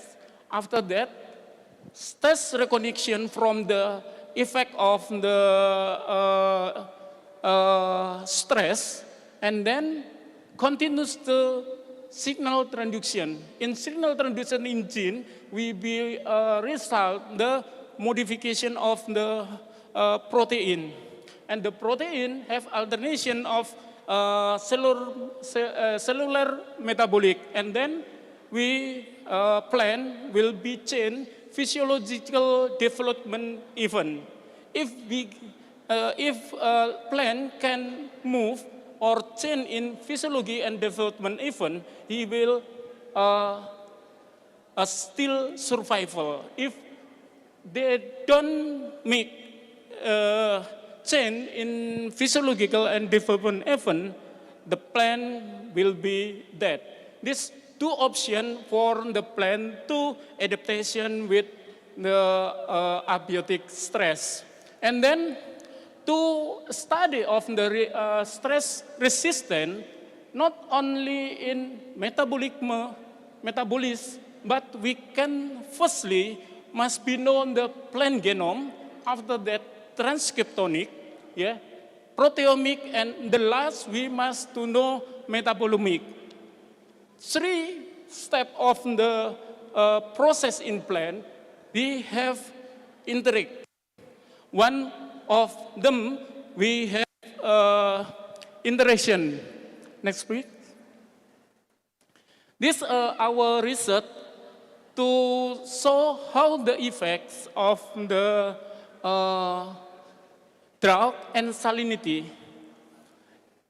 We can show that the, is from rice, especially in black glutinous rice, during the drought and salinity exposed, we can see that the not only morphological character will be changed, but the some of gene have the change also, but not all the gene have change, but the special gene will be changed. As we say before, then the all of effect in plant is key in stress, oxidative stress. And then we have parameter of the gene of oxidative stress, like catalase, APX, and so on. As you saw that our research in expose during vegetative phase and reproductive phase. I mean that we want to know how to affect during the state of the vegetative and reproductive, and also combination if we try drought and salinity stress. And so that the different expression of gene about the catalase, APX, and peroxidase gene. As you know, this one is the first slide, is stress. The 5 line and 6 line show the expression. They mean the loss of vegetative state have the effect. After that, we want to know how to effect of the drought and salinity using the recovery, using the watering, and then have the recovery. The activity will be increased, but after that, decrease. This means the key of the stress from plant, especially rice, itu depend what the kind of the gene is rule from stress treatment. Next, please. Yeah. And also, we want to know the effect of hormone for the rice morphological and gain expression under drought condition. We want to know how to morphological stomata, the close or open during the stress. Also, if we treat ABA or hormone like ABA like this one. As you saw that how to rule of the hormone during stress. You know that what is, nggak ada pointer ya. It's okay. You know that the hormone have the combination interaction of the some gene to make interact. After that, induction of the gain as APK. After that, the induction of the SLAG1. SLAG1 is gene to regulate open and close of the stomata. Like you saw that my research that see that if we add the hormone like ABA, and then we plant under drought, you can see that the SLAG1 expression is higher. It means to regulate the close of stomach. This is data from our research that is very important how to morphological regulation of the stomata using the gene as the control. Next slide please. Yeah. How to mix the plant becoming have a recovery during drought stress or salinity stress. We want to introduce about the molecular priming. As Dr. Jun, he said that the compound used for human, but our research compound for plant is different. Yeah, but it's same I think, because we also explored the kind of the compound for recovery plant for growing during stress. Like you saw in molecular priming, this example, the priming plant, if we give some compound from a plant also, still growing. And then this one is no priming plant, becoming not so, we can see not so greening, but the browning in the leaf. Next slide, please. Now, what is kind of the molecular priming? Molecular priming is the, like I say before, that the molecular priming is from plant to plant. It means minor plant will be give in major plant. It means main plant in agronomy, like this one. Not the main plant to main plant, but minor plant can give the major plan or main plan. And you can see that the molecular priming now is, maybe we know about the biostimulant. Biostimulant we can get from non-microbial waste, also in microbial. Non-microbial we can get from mungkin protein, lipid, carbohydrate, or another compound. And then waste derivatives we can got from industrial byproduct, agriculture product, and food waste. And also we combine with the microbial. We can use the microbial also to make molecular priming. And then how to effect molecular priming as the biostimulant, not only effect in morphological, but effect also in phenotype level, molecular level, cellular level, and physiological level also. This means one of treat, not only morphological, but another also have effect. Next slide, please. This one is, I want to show our data, the biological response of Oryza sativa, pigmented rice to drug stress and recovery with salicylic acid. Salicylic acid is the compound used in the recovery of the plant from drought. As you saw that the gene for the recovery, I use the indicator of those expression of proline dehydrogenation.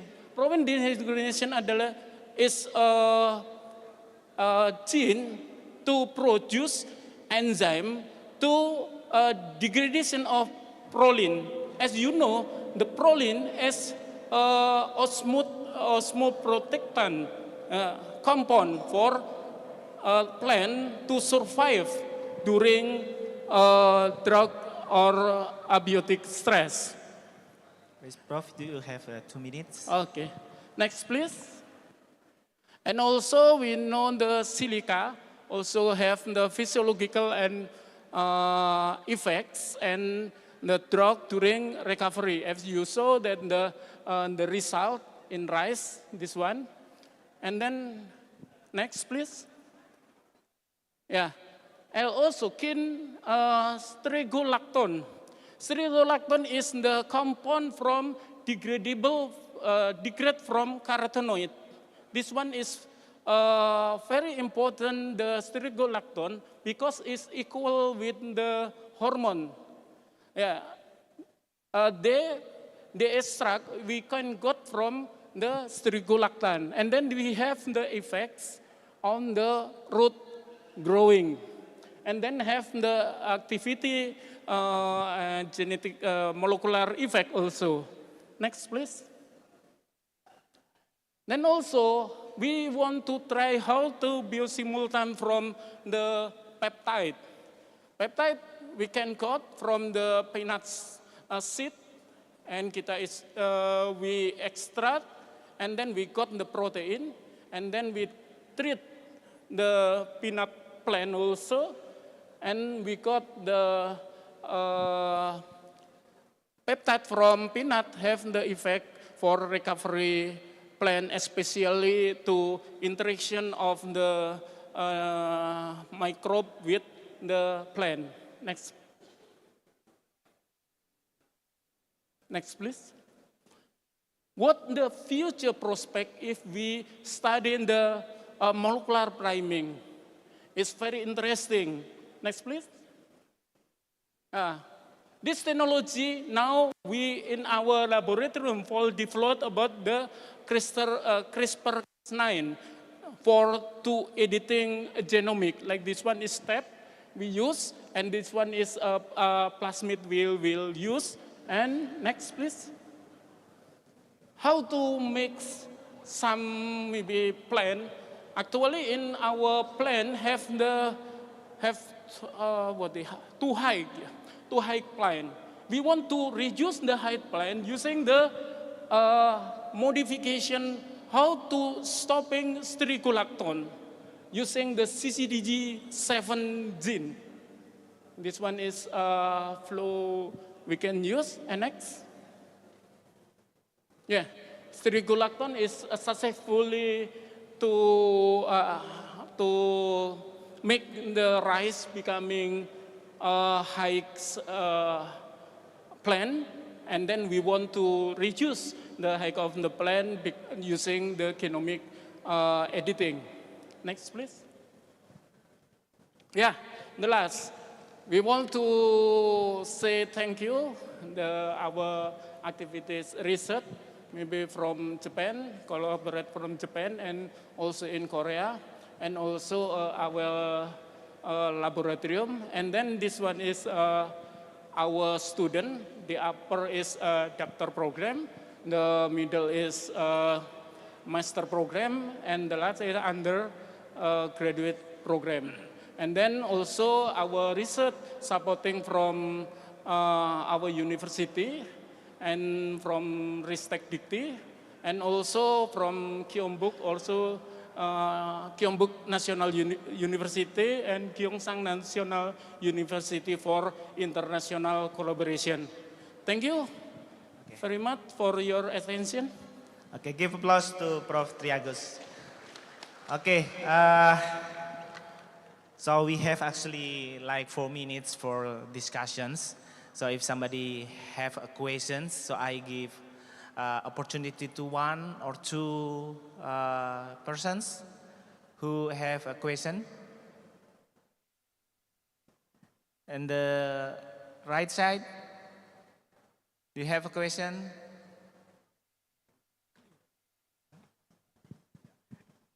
So if no question, I assume that you are understanding about the presentations. But okay, waiting for your questions. So I have very good understanding about topic that you presented. So what do you think for Prof. Jung? What do you think? Because in Indonesia, as I mentioned before, we have a lot of variety of rambutan. Maybe in December, yeah, around December and January, you can see a lot of rambutan. They show in the edge of the street, along the street. So, do you think if different rambutan will have different compound and effect on preventing hair loss? Okay, this is for you. And then once question for Prof. Triagus. So if somebody have questions, waiting for the questions, Prof. Triagus. So as you mentioned before, the compound or substance from the plants and also can affect the resistance of plants against the stress. So do you think also almost the same, different plants can have different compound that affect to this, the prevention or the recovery against the stress? Okay. Please, Prof. Jung. Yes, thank you for your question. When I introduced my research result to the company, actually I want to transfer the patent to the company. They asked us that same question. So depends on the region. I mean, it depends on the country and depends on the season. The pharmaceutical company or pharmacy company, the major problem is the standardization. I mean, the content of the compound, major compound. So the company asked me, do you have any the result about the analysis of the content of compound in 3 years?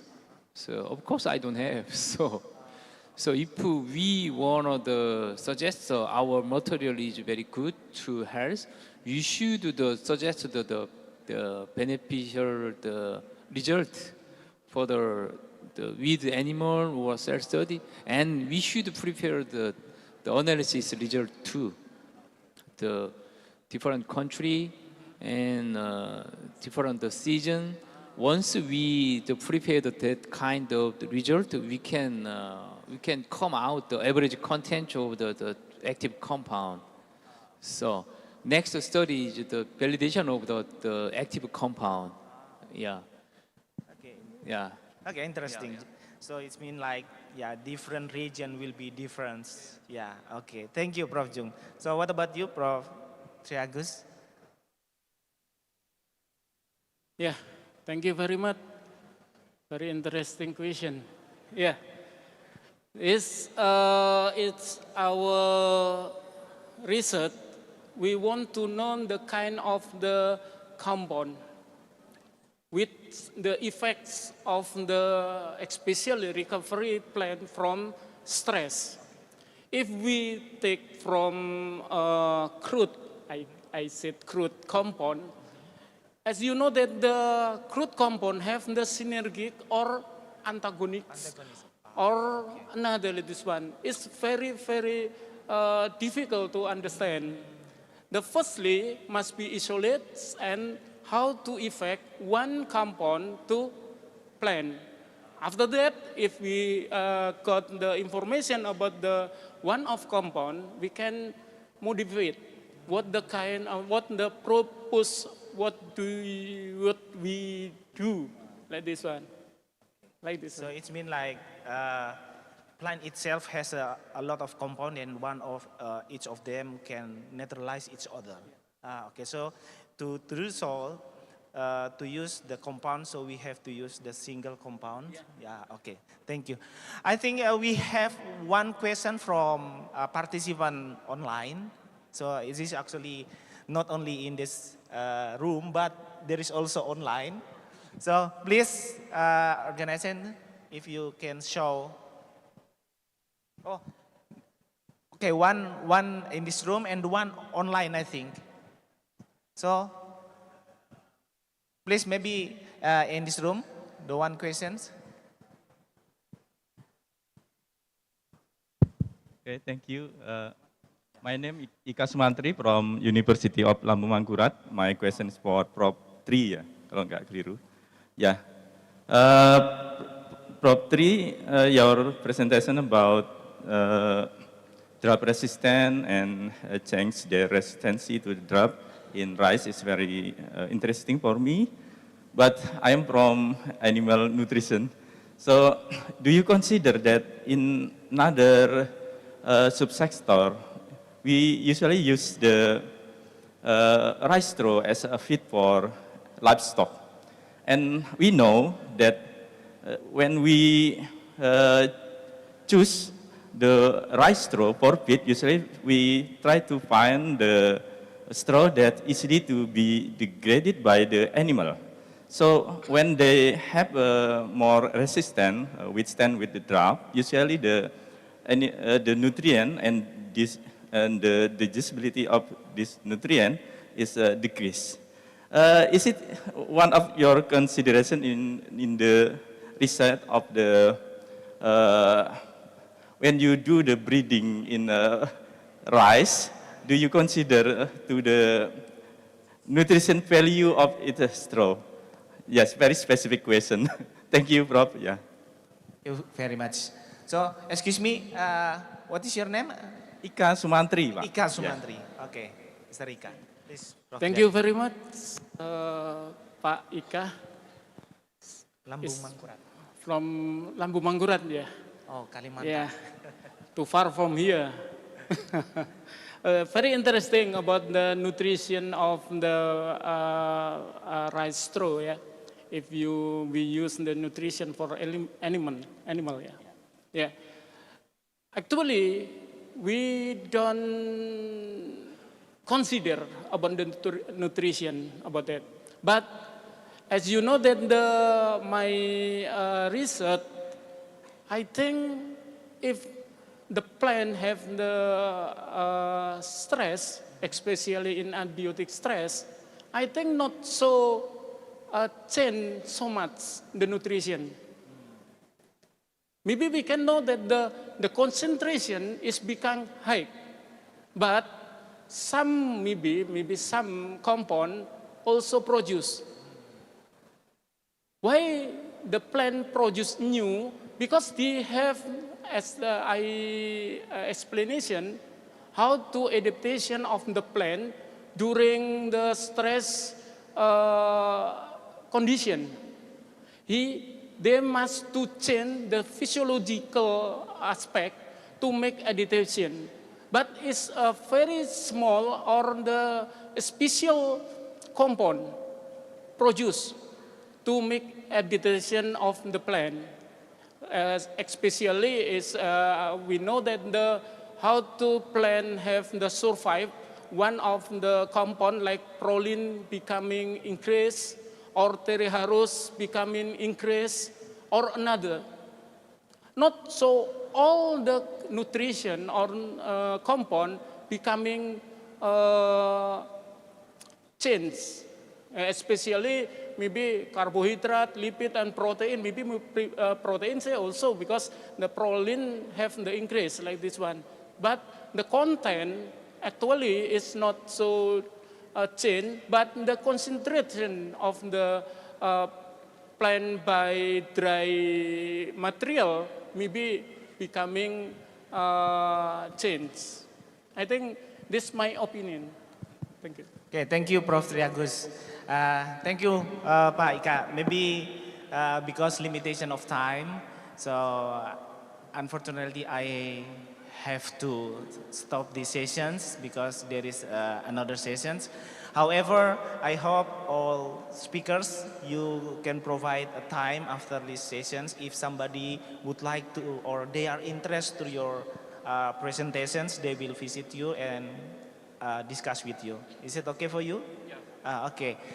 Okay, thank you very much. I think my apologize because the time is very limited to this session. So I have to stop this session and give big applause to the presenter. Okay, thank you very much, Prof. Jun. Thank you very much, Prof. Triagus. But I heard that the organizers provide you the souvenir from this university. Please.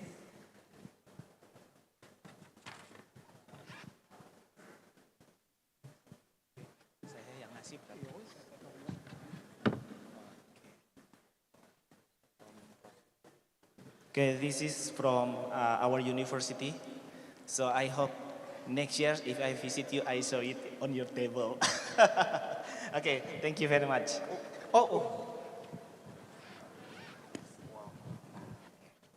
Thank you very much, Prof. Jun. Okay. Oh, this is another hand goodie bag. Thank you. This is all souvenir from this university. Okay, the next to University of Jember, to professor in the University of Jember. So thank you very much for sharing your knowledge. And this last for you. Take a picture together. Okay, sure. Take picture? Okay. So this maybe we need 1 minute more. Okay.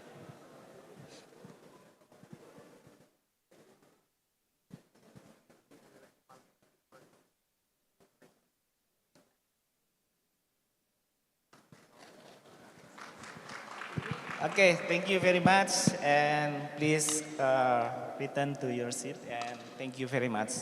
Assalamualaikum warahmatullahi wabarakatuh.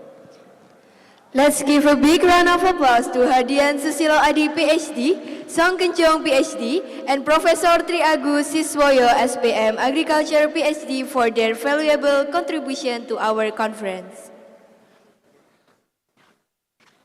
You may please take to your seat.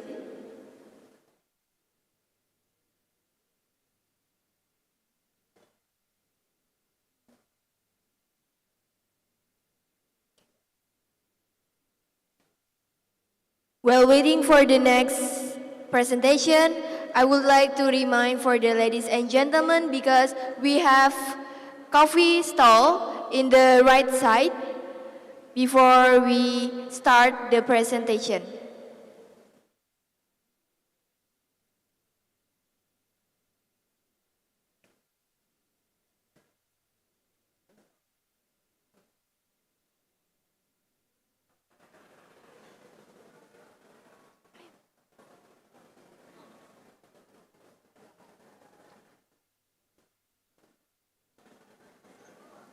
The next guest speaker. We are overjoyed that a distinguished group of speakers and experts will be joining us today to offer their expertise.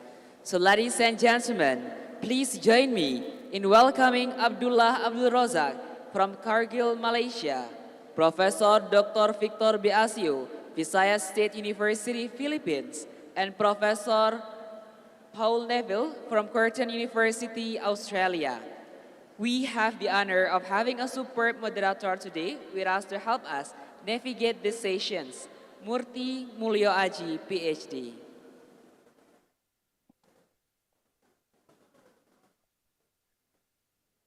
Please join me in welcoming Murthy Mulyo Aji, PhD, to come to the stage.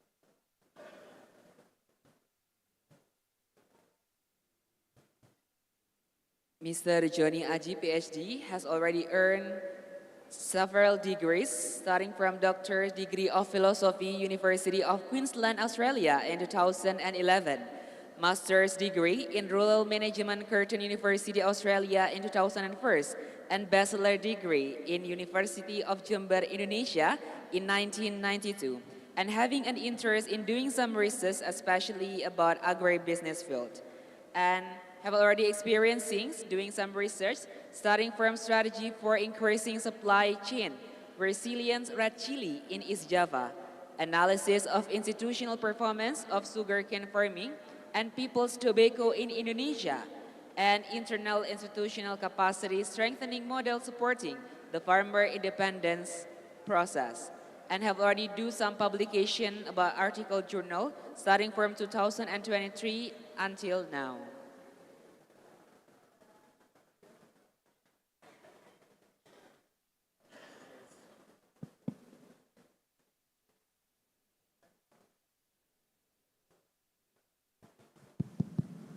Cek, cek. Bismillahirrahmanirrahim. Good morning. Assalamualaikum warahmatullahi wabarakatuh.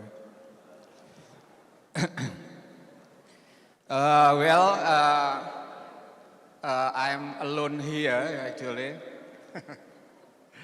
I need someone to accompany me in front of, in the stage actually. But in fact, even though I'm alone, actually we have three distinguished guest speakers online. Yeah? Before we come to the presentation, let me introduce myself. Yeah. My name is Johnny Aji, Johnny Murthy Mulyo Aji. So I am going to give a warm welcome first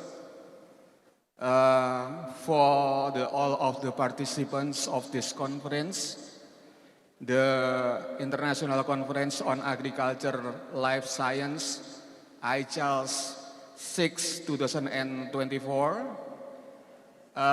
First of all, of course, we are very honored to have you here, all participants from regions across Indonesia, especially eastern regions. Thank you very much for coming to Jember. Yeah, Jember is very far away, probably from your place, and it's an interesting city, I think. Yeah. I think Ibu Lely has actually introduced Jember as the, and also Pak Mangku probably, also introduced Jember as the Carnival City, as Tobacco City, as also uh, coffee and cocoa city. So it is very interesting in Jember. So I hope that all guests and participants, also audiences here who come from across Indonesia can enjoy Jember. Well, because our time is limited, I would like to introduce our speakers and to greet the speakers online. First of all, I would like to greet to Mr. Abdullah Abdul Razak from Kargil. Assalamualaikum Pak Cik. How are you? Waalaikumsalam. Can you hear me? Yes, very clear. Thank you very much for coming to this international conference. Welcome, and thank you also for inviting me to this conference. Thank you very much. Okay, Pak Abdul Razak is from Malaysia. Will be presenting about the Malaysia food regulation, with his extensive experience in food regulation and biotechnology, I think. Mr. Razak will provide a valuable insight into the regulatory framework and its implication for the food industry, especially in Malaysia. The second guest speaker is Professor Victor Esio. How are you, Professor Esio from the Philippines? Are you already there? Yeah, good morning. I'm here. Okay, thank you very much, Prof. Esio. How are you? I'm fine, thank you. Thank you for inviting me here. Thank you very much. Okay, Professor Asio from the Department of Soil Science, College of Agriculture and Food Science, Visayas State University in the Philippines. He is going to present about the marginal uplands in the Philippines, especially regarding the biophysical characteristics and the management of the soil in the Philippines. Is it right, Prof. Asio? Yeah. Okay. Yes, thank you. Thanks very much. And another speakers is from my alma mater, from Curtin University. How are you, Professor Paul Neville? Hello everyone, thank you for the invite to talk to you. It's nice and cold and wet here in Perth. All right, so it's August, yeah? So how many degrees over there? It's about 12. Oh, it's very cold there, okay. How are you, mate? I'm good, thank you. Thanks for the invite. Thank you very much, Paul. Okay, there are three speakers, and we have a very limited time, as the committee said to me. We'll have the time until 12:05, so it's a very limited one. So I hope that each speaker can present for approximately 15 to 20 minutes, and then we will have the discussion later. First of all, I would like to welcome to the first guest speaker from Malaysia.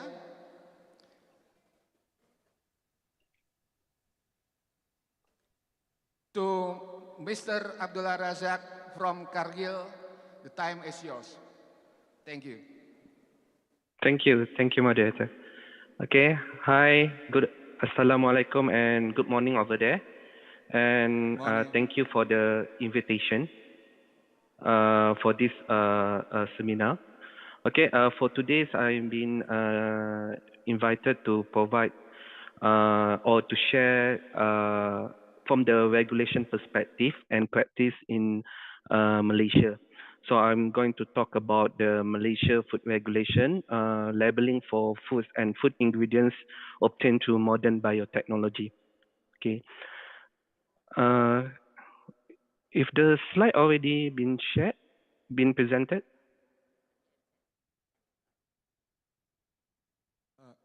The committee, can you help with the slide, please? For Pak Razak.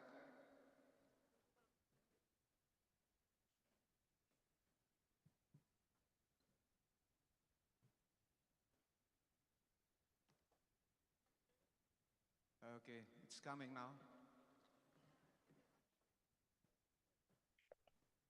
Okay, thank you. Okay, next slide, please.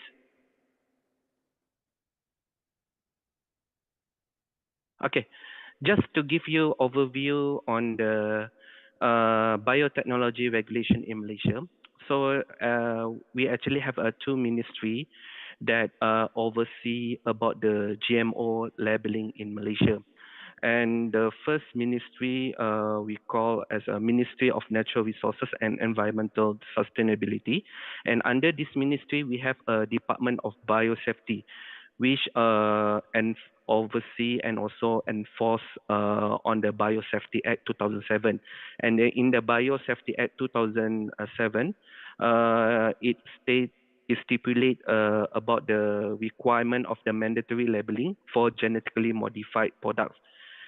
And for this, under this Biosafety Act, also giving power or to National Biosafety Board, which members are from various ministry and experts to make a decision on all application and monitor activities related to living modified organism or LMOs, or we call it as a GMO, and also their products.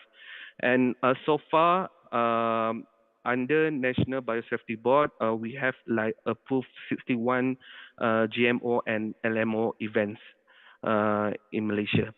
So ironically, in the worldwide, we actually have more than 200 GM events. But unfortunately, in Malaysia, we only have approved only 61 GMO and LMO events. Okay, and also under Ministry of Health Malaysia, we have a Food Safety and Quality Division, which enforce the Food Act 1983 and also Food Regulation 1985. And under this Food Act and Food Regulation, also have a specific mandatory labeling for food and food ingredient that obtained to modern biotechnology. So the difference between Biosafety Act 2007 and also Food Act 1983 and Food Regulation 1985, for Food Biosafety Act 2007 oversee for all mandatory labeling GMO for all products, not just food, but also for animal feed or agriculture products, and even for like pesticide or any other kind of product that related to GMO. But for Food Act and Food Regulation in Malaysia, the scope is really small, only cater for food and food ingredients only. Next slide, please. Okay, so this is actually a GMO definition based on the authorities in Malaysia. So GMO is defined as an organism in which the genetic material have been changed to modern biotechnology in a way that it does not occur naturally by multiplication or natural recombination or both. Next slide, please. And what is modern biotechnology? So modern biotechnology been defined in the regulation is involved the alteration of genetic material using the recombinant DNA, rDNA technology or other technique not used in conventional breeding to overcome natural physiological and reproductive challenges. Next slide, please. Okay, these are the some of the food items that have been genetically modified, not just been imported into Malaysia, but also outside Malaysia as well. Next slide, please. So for this session, I will just focus on the regulations in the Food Act and also food regulations that related to genetically modified food labeling. So we have several clause in the Malaysia food regulations, like Regulation 11.3A, Regulation 11.6, Regulation 11.7, and Regulation 17.30A, which specify how we can label our GMO product in Malaysia. Okay. So next slide, please. Okay, so before I proceed to the specific labeling requirement, just to share with the audience, right? In Malaysia, like I mentioned, that for National Biosafety Board, actually monitor and evaluate all the approved GM event in Malaysia. So usually, technology developer need to initiate the new GM event application to the Department of Biosafety, and it will be discussed and reviewed by National Biosafety Board. So those GM event that been approved will be listed in the Department of Biosafety website, as provided link in this slide. So far we only have 61 approved event only that been approved by Department of Biosafety. And it's mean that only this GM event that been allowed to be imported or sell or distribute in Malaysia. Other than this, it technically it not been allowed, and the technology developer need to initiate the new GM event application to Department of Biosafety. Okay, next slide, please. Okay, this is actually guideline that been issued by Ministry of Health for on the labeling of food and food ingredient obtained through modern biotechnology. So far, the requirement is for the GMO product, the labeling requirement only apply for the three main ingredients in the ingredient list only. So other than the three main ingredients, it will not be mandatory. And then in Malaysia, we have a threshold level that been set up by MOH, and the threshold level is 3%. So if the product or the food or food ingredient have the GMO less than the 3%, it will not be become mandatory to be labeled. Next slide, please. Okay. So there's also some exemption on the labeling for the GMO food and food ingredients as listed in the slide. So for highly refined food, for example, like refined oil, sugar, corn syrup, are being exempted to have the GMO labeling, because based on this food nature, it's hard to detect the GMO or the gene inside the product. And also food from animal feed, which been food from animals that been fed with the GM animal feed also will be exempted. And together with the food produced with the GM enzyme, for example, like cheese being produced by the GM enzyme also can be exempted for the mandatory labeling.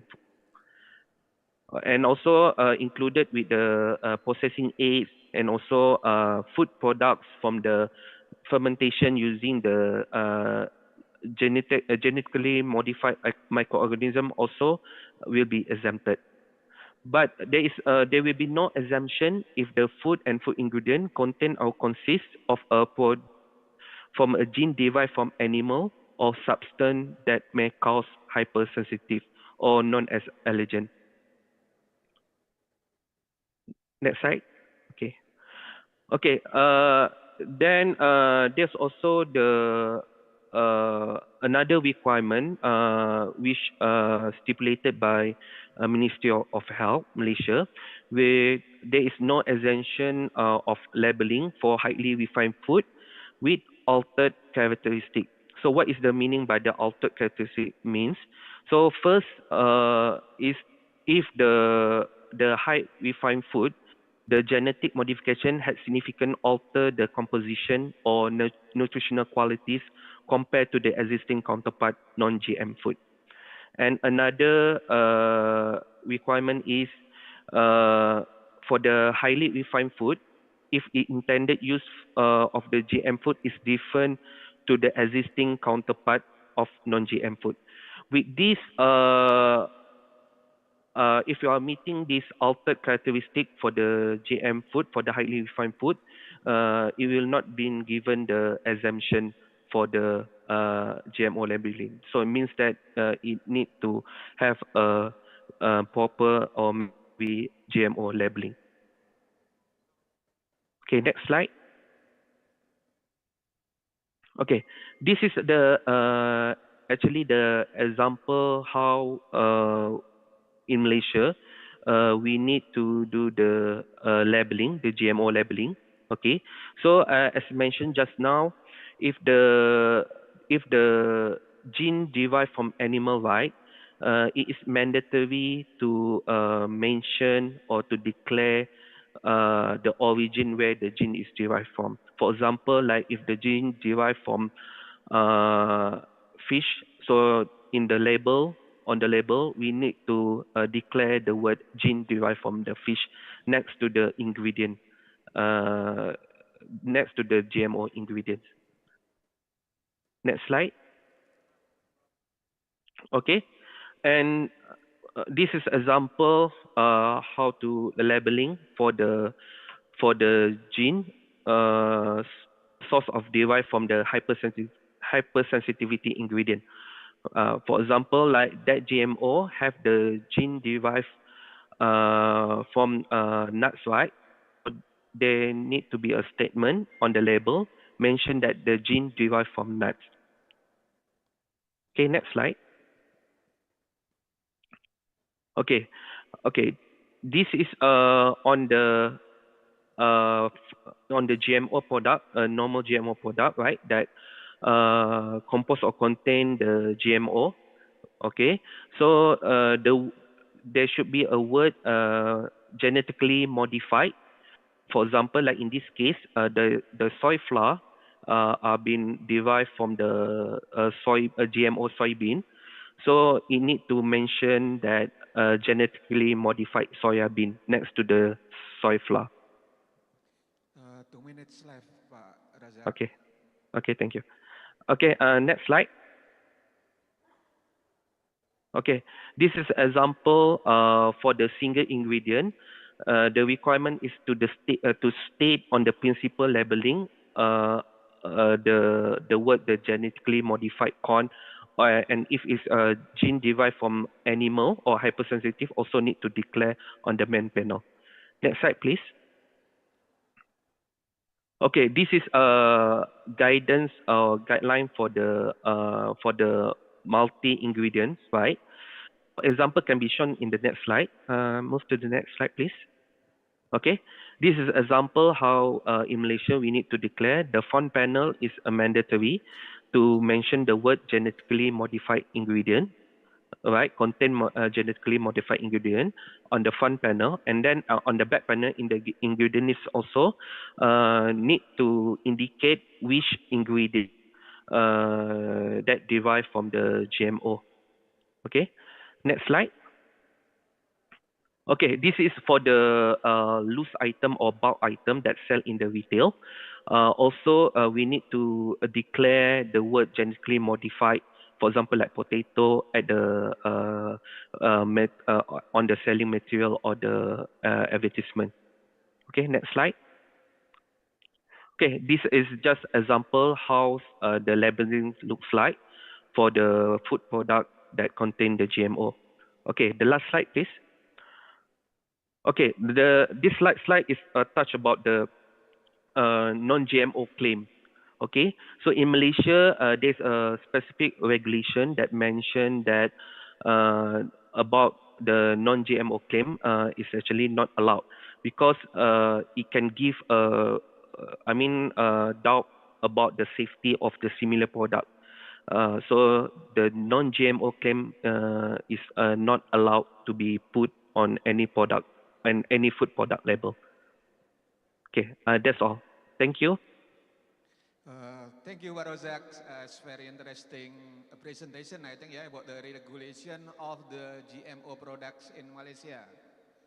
I heard from the committee that Pak Rozak is not going to be with us because he is going to leave the session soon because he will have a meeting, yeah, another meeting. Yes. Yes. Apologies on that.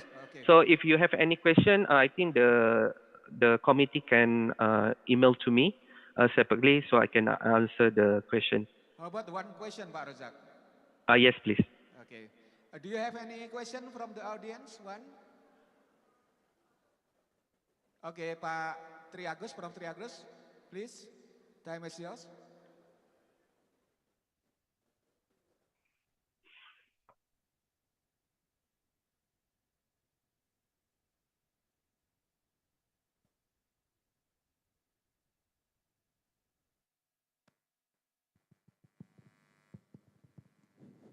Thank you very much. It's very interesting, Prof. Rozak, for your presentation about the regulation of the GMO in Malaysia. I want to compare with the regulation in Indonesia. First, I have two questions. First is, which ministry responsible about the regulation of GMO in Malaysia? How many ministry or which ministry have responsible about the GMO? That's first. And the second, I want to know your opinion about the new technology about the genome editing. Is genome editing is including in GMO or not in Malaysia? Because in our country still have the debating about the genome editing, especially in plants. Thank you very much. Thank you, Yeah. Prof. Triagus. Pak Rozak, please, time is yours. Yeah. Okay. Thank you for the two questions. Okay. So probably you can refer to the second slide that I showed to you. So in Malaysia, the big ministry that oversee all the GMO or modern biotechnology in Malaysia is under Ministry of Natural Resources and Environmental Sustainability. And under the ministry there is a Department of Biosafety, which oversee for all related GMO, LMO, or any modern biotechnology development in Malaysia, and also review and approve any GM and LMO event, any new GMO and LMO event in Malaysia. So Department of Biosafety under Ministry of Natural Resources and Environmental Sustainability is the one that come out with the new regulation related to GMO and also become the enforcement of policymaker about the biotechnology or GMO regulation in Malaysia. So means that they can instruct other ministry or department, for example like Custom or Ministry of Health Malaysia, to enforce based on the policy that they already make the decision. Okay, and then there's also other Ministry of Health. Under Ministry of Health, we have a Food Safety and Quality Division, also covered about GMO labeling, but the scope only for foods only. But different with Department of Biosafety is actually covered for all, like animal feed, like pesticide or even crops or livestock in Malaysia. So the source of power actually, but Department of Biosafety have a bigger responsibility and bigger power related to biotechnology or a GMO related regulation in Malaysia. Hope this answer your question. And for your second question about gene editing, right? Yes, correct. Similar in Malaysia, although this has been discussed at the academic platform level, but we as the industry player haven't seen this been spelled out or stipulated in the regulation. Probably because there is no like force or need or requirement from the industry or consumer, right, in Malaysia yet. So that's why there is no specific regulation that talk about the gene editing in Malaysia. So, but nevertheless, this gene editing has been discussed from the from the academic perspective, and sometimes Department of Biosafety also organize some of the discussion, roundtable discussion with the academician about this gene editing.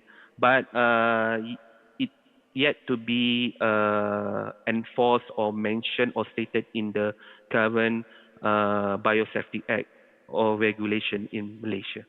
Yeah, hope can this answer your question. Thank you very much. It's very clear. I think Pak Triagus ya. Okay. Thanks very much Pak Rozak. If you are gonna leave this meeting. Yeah, I need. Yeah, thank you you. very much. Okay. Thank you very much. Okay, bye. Assalamualaikum warahmatullahi wabarakatuh. Waalaikumsalam. See you and have a nice day. Thanks very much. Give applause to Pak Rozak.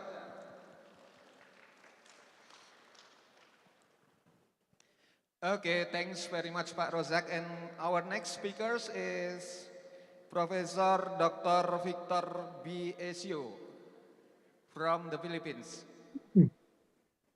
Prof. Esio, are you there? All right. Yeah. Thank you. How are you? Good morning. Thank you. How many degrees over there in the Philippines right now? Oh, it's about 28 degrees. All right. And there is an upcoming storm. Okay. You can probably hear it from the sound. Okay. Before I give the time to you, I would like to introduce the speaker, Prof. Esio. Prof. Esio is a professor in soil science at Visayas State University in the Philippines. Yeah.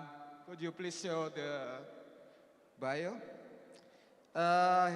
His education, the last one is the postdoc in soil science in University of Halle-Wittenberg in Germany, and his doctoral degree was from the soil science and site ecology from the University of Hohenheim, Germany, and he also took his master degree. He took his master degree and bachelor degree in the University of the Philippines, Los Banos at soil science. His research interest is about the soil development and degradation, human impact on soil, nutrient cycling agro, and the forest ecosystem. And also the soil and climate change actually.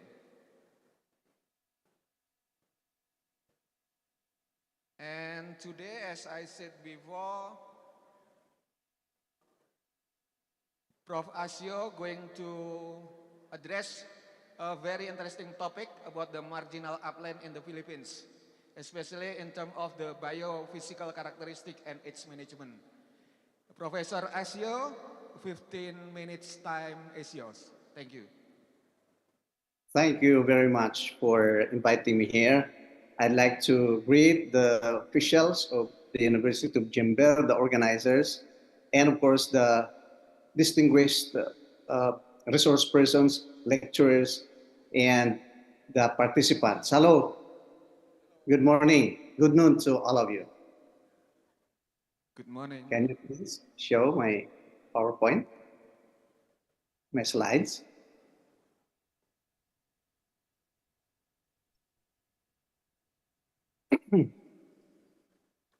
So this is, the topic is about the marginal uplands in the Philippines.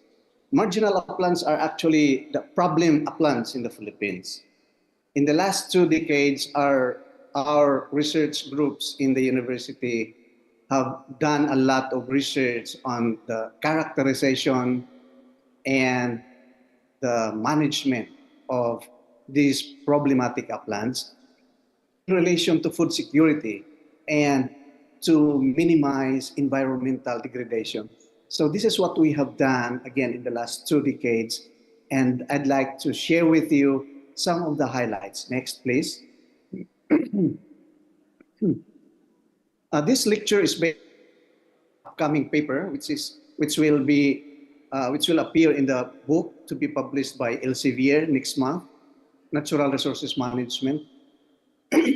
I have co-authored this with my good friend, Dr. Chayo, in the Philippines. So this is to be published by Springer Nature. Next, please. So this is the Philippines. This is, left side is Southeast Asia, and this is the Philippines here. The Philippines is divided into 3 major regions. We have Luzon in the north, the largest island. In the middle, we have the Visayas. That's why our university is Visayas State University. Visayas is a group of several islands in the middle part of the Philippines. In the south is Mindanao, the large island in the south, close to Borneo. So this is Mindanao. Next, please. So marginal uplands are widespread in Southeast Asia and many parts of the tropics, and more than 1 billion poor people are living in this kind of problematic uplands, especially in developing countries. Next, please. So in the Philippine uplands, poor families continue to go there to do their living, farming, and to survive. Makes the problematic uplands more of a problem. Next, please. So this is an example, a photo. Next, please. A photo of the Bagubot tribe, an indigenous people in Mindanao. They are living in these very difficult, problematic uplands, which we call as marginal uplands. Next, please. So how do we define marginal uplands? Until now, there is no standard definition, but the free online dictionary defines marginal as situated on a border or edge or fringe or at the lower limits, or questionable quality. So in other words, marginal uplands have questionable quality. Next, please. So the modern definition of marginal uplands or uplands, undulating and steep lands that range in elevation from near sea level to about 1,000 meters elevation. Under this definition, only the flat lowlands are not parts of uplands. I will illustrate this in the next slide, please. Next, please. So this slide shows the lowlands. The lowlands are the flatlands near sea level, and all the undulating, the rugged topography belong to the upland. This is how we define the upland and lowland based on geomorphology. Next, please. So our definition of marginal upland is undulating, hilly or steep mountainous lands having very low crop productivity. So this is crucial, low crop productivity due to poor soil quality, limited water availability, and unfavorable socioeconomic conditions. So again, the last socioeconomic conditions, people there are in very difficult, very bad socioeconomic conditions. Next, please. So in terms of characteristics, biophysical characteristics, deforestation, shifting cultivation, the burning of the vegetation, cutting and burning of the forest, and destructive land uses, destructive agricultural practices are contributing, major contributors to the occurrence, to the formation of these marginal uplands. Next, please. Another contributing factor, other factor, of course, is the climate. The Philippines has a wet tropical climate just like yours in Indonesia. From Köppen climate classification, we have AF, the tropical wet climate, and EM, the tropical monsoon climate. Very important here is rainfall is much, much higher than evapotranspiration. So our environment is a net leaching environment. In other words, there is so much water that comes from the rain and goes into the soil, into the ground, causing leaching, causing landslides, causing erosion and other processes. And in terms of annual rainfall in the Philippines, it ranges from 1,000 millimeters to more than 4,000 millimeters. And this is made more a problem because of more than 20 typhoons each year. And about 5 are strong or super typhoons. Next, please. This shows, these are photos from the last Haiyan in 2013, the strongest super typhoon that has been recorded. So previously, the effect of typhoon was not considered in discussion on land degradation, but now the effect is really clear as what has been illustrated in Leyte, Philippines. Next, please. In terms of geology and geomorphology, majority of our marginal uplands in the Philippines are on undulating, hilly and mountainous landscapes. And soils from sedimentary rocks are more prone to marginalization or degradation than those from other rocks, such as igneous rocks. Next, please. Let me show you now some examples of marginal uplands in various parts of the Philippines. In Luzon, we have, for example, this one from Cagayan Valley in Luzon. Next, please. And this one from the Visayas, from the central part of the Philippines, specifically from our island, Leyte. And this is a typical marginal upland on volcanic rocks. Next, please. Another in the Visayas, in the island of Samar. Dr. Islameto and Dr. Chayo and I went to this island, in the 4th largest island in the Philippines, and large areas are really marginal uplands. Next, please. Example of an undulating topography, marginal upland in Cebu, in the Visayas, formed on marl. Very high calcium.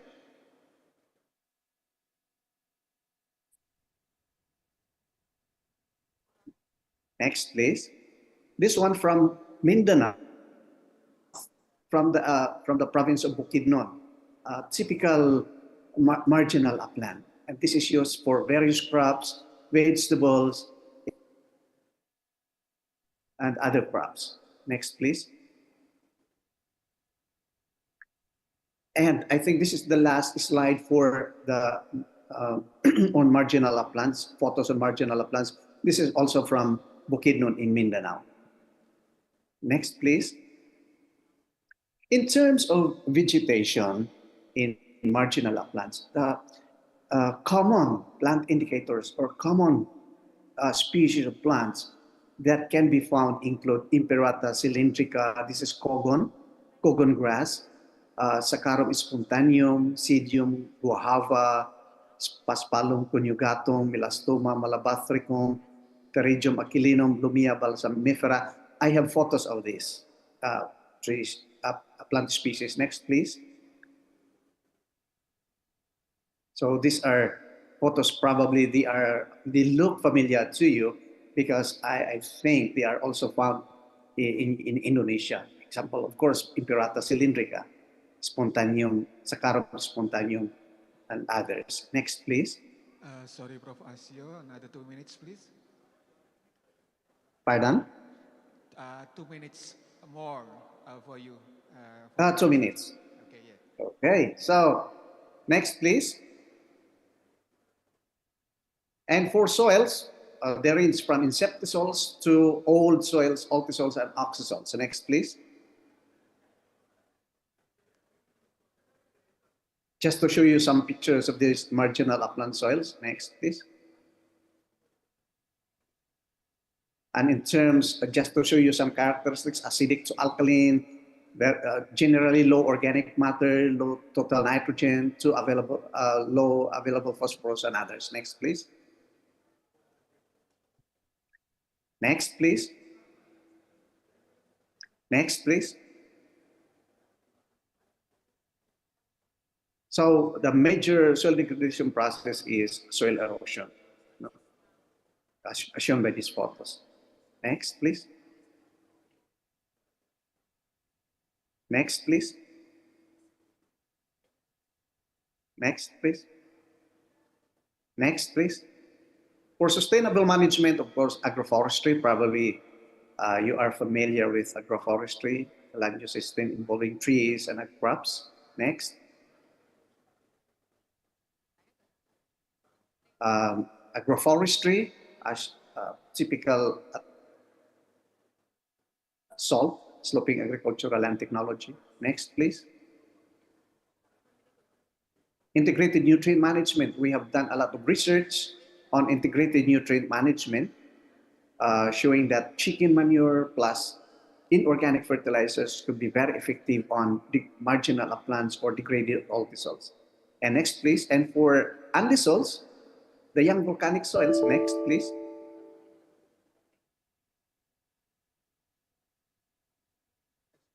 Next, please. No more. Next, please. Yep. Next, please. And for andisols, which is also very important for agriculture, application of chicken manure and heavy application of fertilizers. Now, the last that I would like to show you is the rainforestation farming. Rehabilitation of these marginal uplands using native tree species. It was developed by our group, in our university, funded by the German government. It has been adopted. Rainforestation farming has been adopted in many of the Philippines.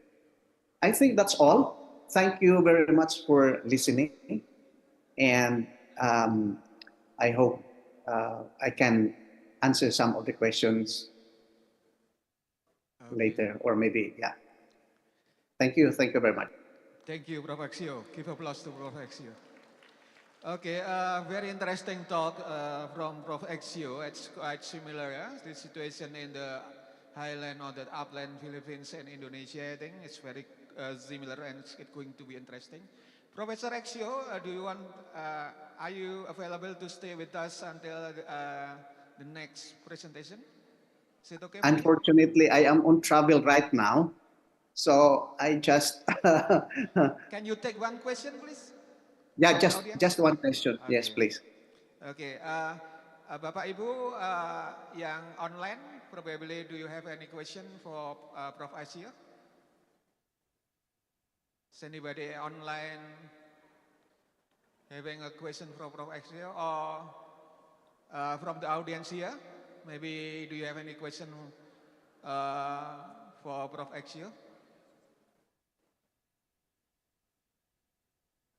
Okay, if you don't have any question, I think you can keep your question later, and then if you have any question, I think the committee will pass to the professor, and then it will be answered by email or something like this. Yes, thank you very much. Thank you very much, Prof. Axio, for your time. Thank you very much. Have a good day. Have a good day. You too. Thank you very much. Okay, the next speaker is my fellow from Gedung University of Technology. He is Professor Paul Neville. How are you, Paul? I'm good, thank you. It's good. Okay, you are still in Bentley right now? Yeah, I'm in Bentley. I'm in building 311. Okay. I was the student of Peter Bett. You know him? Oh, okay. Yeah. All right then. Zora Singh, do you still have contact with him?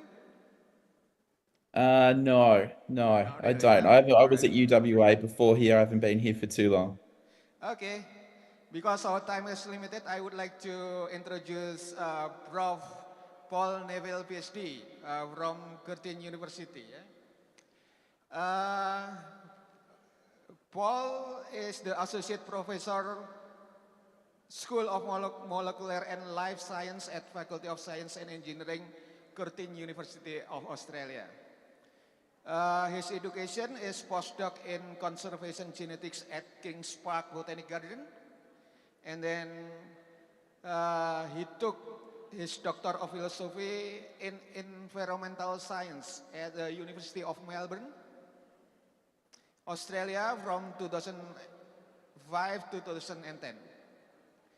His research interest is about the restoration and conservation genetics, and then ecology and biology, molecular ecology, and the next generation sequencing. Paul is also the member of Society of Ecological Restoration. And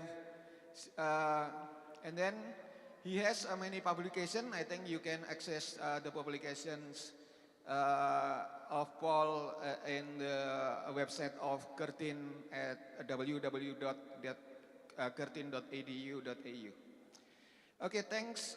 This is the short introduction for Paul. I think we only have a very limited time, Paul. So can you just take 15 minutes time for your presentation, and the time is yours. Thank you. Great. Thank you. Do I need to share my screen? Haven't used Zoom for a long time, or will you get the presentation up? Committee, please, the slide. Okay. Is it right, Paul? Yeah, great. Thank you. There's a lot of animations in this presentation, so you may have to click a bit. So today, thank you for the invitation to talk to you all. I'll be talking primarily about some PhD student of mine's work who's recently finished, and that's on the use of cutting-edge eDNA tools for food production systems. Next slide, please. So just a little bit about Curtin University. I'm the Director of Global Initiatives for the School of Molecular and Life Sciences at Curtin. Next slide, please. So Curtin's a global campus. We have many campuses overseas in Malaysia and Singapore, Dubai, Mauritius, none in Indonesia. We are about to have one in Sri Lanka as well. We have 4 campuses in WA. We're the state's most popular and culturally diverse university. And we have more than 58,000 students studying at Curtin, and about a quarter of those are international students. Next slide, please.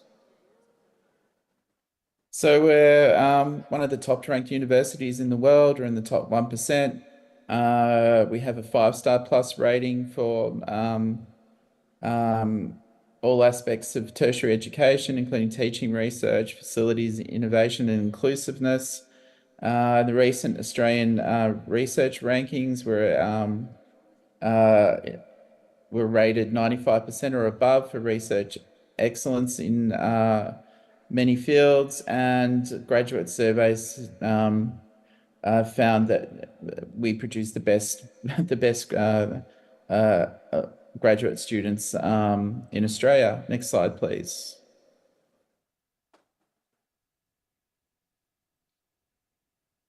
So we have a diverse range of areas that we teach and research into.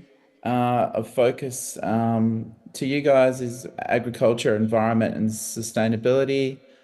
Click again, please.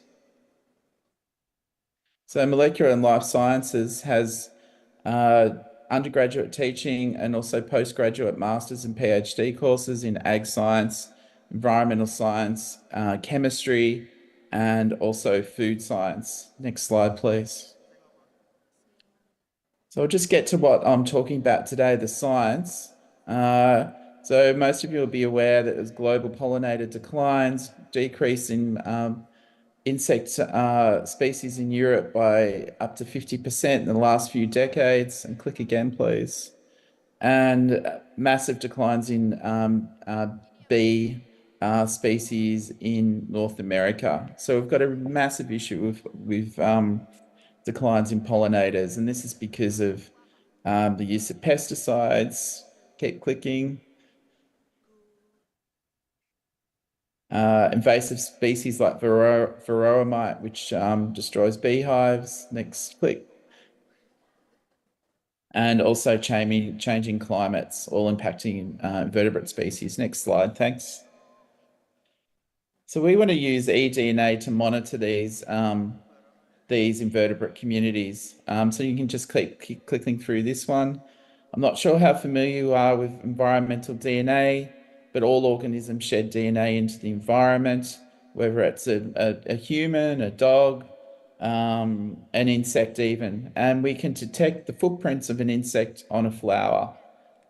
So we can detect environmental DNA from abiotic substrates like air, soil, or water, and we can detect it from biotic substrates like a leaf or flower on a crop or a scat sample. And we can use this environmental DNA to detect species in the environment. Of relevance to you guys, I think, would be detection of invasive species, whether they're vertebrates, invertebrates, or fungal pathogens. If they're difficult to detect using traditional methods, we can find them with environmental DNA.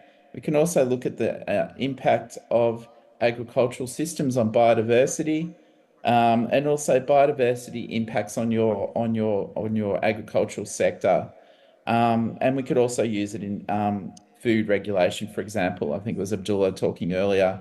You know, what is in this food product that's being sold? Is it actually what they say it is? Next slide, thanks. And the next one.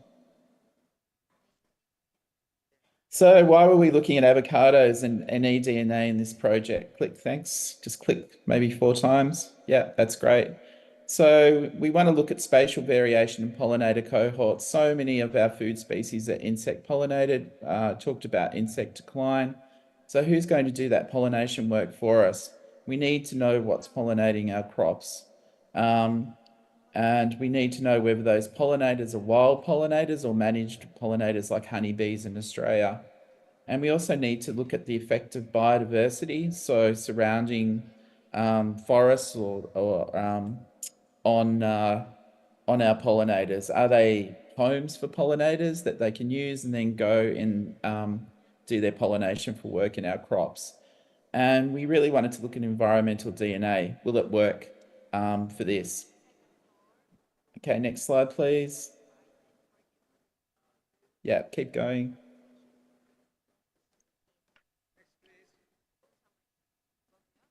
So this study was conducted in southwestern Australia in avocado orchards next to adjacent forests. Next click, thanks.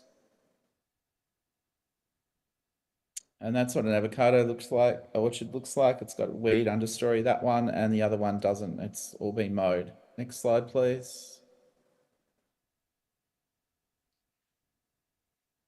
So next couple of clicks. Yeah, that'll do. So the questions we were looking at is, can we use environmental DNA? So DNA of insects that we're collecting off flowers to find out what could potentially be pollinating those flowers, and how does it compare with other methods like pan traps and video footage? Next slide, please. Keep clicking. So we sampled numerous flowers off these avocado trees, and then we extracted DNA from those flowers. Keep clicking. And we looked at several DNA barcode regions. Yep, keep clicking. So we get our sample, barcode, sequence it, and then blast it against a database, NCBI. and hopefully we can tell what insects have been interacting with that flower. Those insects could be beneficial ones like pollinators, but we could also use this to look at pest species, for example. Next slide, thanks. So study design, next click, thanks. We looked at collecting flowers across the orchard, next click. We also had videos, so GoPros on trees, and we also put out pan traps, which are old school method for sampling pollinators. Next slide, thanks. So what are our key findings on avocado flowering visiting insects? Yes, next click, thanks. So we were able to detect hoverflies. They were the most frequent visitors of the avocado flowers. We detected them with DNA, with GoPro footage, and also with pan traps. Bees, which are brought into the orchards to pollinate avocados, were not really present a lot on the avocados. Apparently they don't like avocado nectar. We can pick them up with the various methods as well. Fly species, Diptera, we couldn't pick them up with eDNA, and we think that is just because of a problem with the assay that we use to amplify up the barcodes, but we could pick them up with cameras and pan traps. And nocturnal pollinators like moths, we were able to pick up with DNA, but not the other two methods. Next slide, please.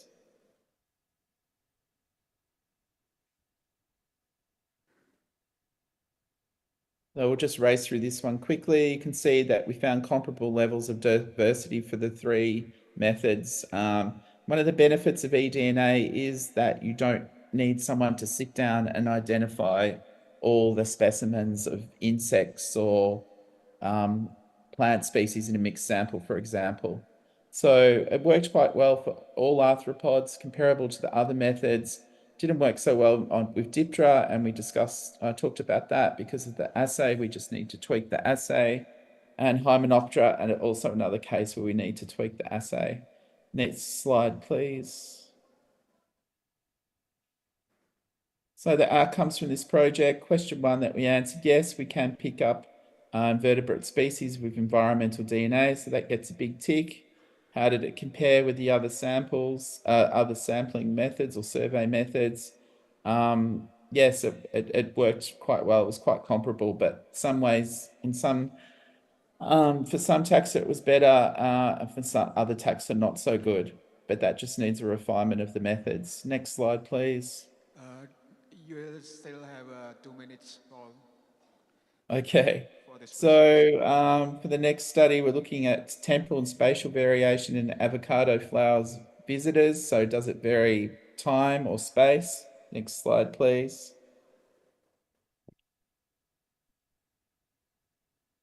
And we looked at various orchards in this and looked at low flowering intensity and peak flowering intensity. Keep clicking. Yep. Click again. Thanks. And we picked up many more invertebrate species during peak flowering than low flowering. And we also picked up pollinators, predators, and pest species. Next slide, please.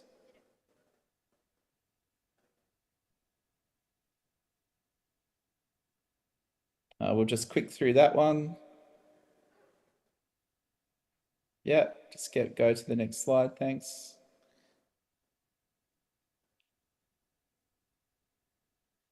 And we found fine-scale spatial variation. We found different species pollinating different or interacting with the flowers in different parts of the tree. Next slide, thanks. Yep, just whiz through these 2 questions. So 2 questions. Yes, we found spatial and temporal variation in pollinators.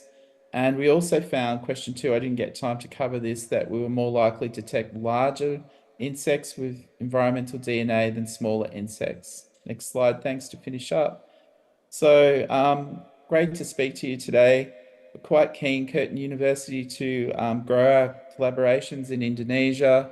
I'm happy to come over as a visiting scholar if you're interested, work on joint grant applications. and also potentially co-badged degrees or student exchange, masters, PhDs, or staff exchange. My contact details are there, so if anyone wants to get in contact, feel free to do it. And thanks for the opportunity to talk to you all. Thank you very much for sharing your knowledge, Paul. It's amazing. Thank you. Give applause to Paul. Yeah, I'm really fascinating with your research, Paul. I think it's quite interesting one. I think my opinion is very similar to the audience. So I hope there will be more questions for Paul in this regard. So I'm going to offer the audience in this room. Maybe you have any question for Paul. It's very interesting one, you know, introducing the technology to, you know, to detect the insects, you know, using the technology and then applying to improve the production of the avocados in this regard. I think it's quite interesting one. Do you have We can any use question? technology to monitor anything, any ecosystem. So if people are interested in forest biodiversity or restoration of biodiversity, natural capital account, forest restoration, we also do a lot of that work. Okay, so for the restoration and conservation as well, said Paul. So it's going to be very interesting technology. Is audience any question? If you don't have any question, I will have a question for you, Paul. How actually do you introduce this kind of technology to farmers? Have you introduced this technology to farmers, and how about the farmers' response to this kind of technology in Australia, especially in Perth and Western Australia? That's a really good question. We spent a lot of time with farmers educating them about what this technology can do. I think they're quite, the overarching bodies that work with, say, the avocado industry or the berry industry or various other agricultural sectors are very, very keen on this technology. Uptake amongst the farmers is more of a challenge, I think, because you have to educate them on what this technology can actually do for them. But they're quite receptive, they're quite interested in it, and they can see the benefit of it for their farming operations, particularly in the detection of pest species, so pest insect species that perhaps are just invading an area. And also fungal pathogens are quite interested in using this technology as a sentinel approach for fungal pathogens. So the education phase has taken a while, but yes, they're quite receptive. Oh, thanks very much. That's quite interesting. I want to see the video actually. How you can introduce to them. You know, like it's a very advanced technology, and I think it's going to be a very good research in the future as well. I will give another opportunity to the online participant. Maybe do you have any question to Paul? We still have 1 minute. Actually, we have passed, you know, like the time given by the committee, but 12:30, I think it's okay. Do you have any question? Someone over there online?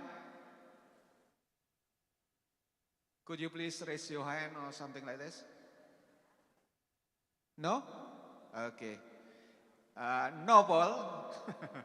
But I'm still, you know, looking for collaboration with you, especially our university. It's quite interesting topic and amazing, I think. Something that we need to learn in the future, I think. We need more collaboration, and I hope you can keep in touch with us and you know, following up this session with the collaboration in the future. Thank you very much once again, Paul. Yes. Happy to come and visit and talk to you all about it. Okay. Closing statement, please, Paul. What was that? Sorry. Closing statement from you. Yeah, just, yeah, we've got a lot of publications, environmental DNA. There's one on agriculture in particular, a review paper in Science of the Total Environment. So if you're interested in finding out more about it, I would have a look at that paper and yeah, send me an email. I'm more than happy to talk to people about potential collaborations or coming over and talk to you more about it. Okay, thank you very much, Paul. Enjoy the day, and thank you once again for sharing your knowledge. It's quite interesting and amazing one. I think the last but not least, give applause to Paul Neville. Thank you. Bye, everyone. Thank you very much, everyone. Okay, thank you. See you. I think this is the end of this section, and it's 12:30 now. Because all of the presenters are, our guest speakers are online, so there will be no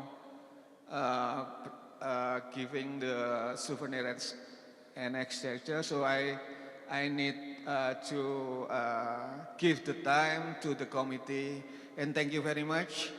And sorry if during the leading this presentation, I am doing it very quickly, and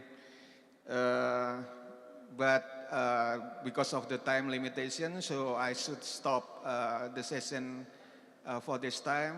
And thank you very much once again. Enjoy Jember. Thank you. Assalamualaikum warahmatullahi wabarakatuh. Thank you very much, Professor Dr. Victor B. Asiu, Abdullah Abdul Razak, and Professor Paul Neville for that insightful presentation. And thank you very much for Multimedia Aji PhD for expertly guiding our discussions. And you may now have your seat.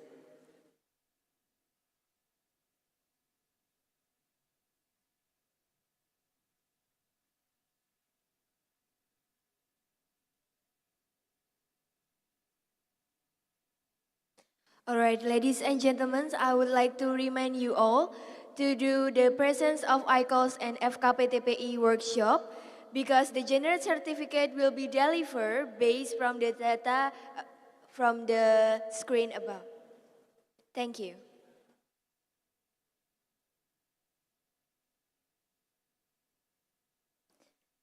All right, have you done?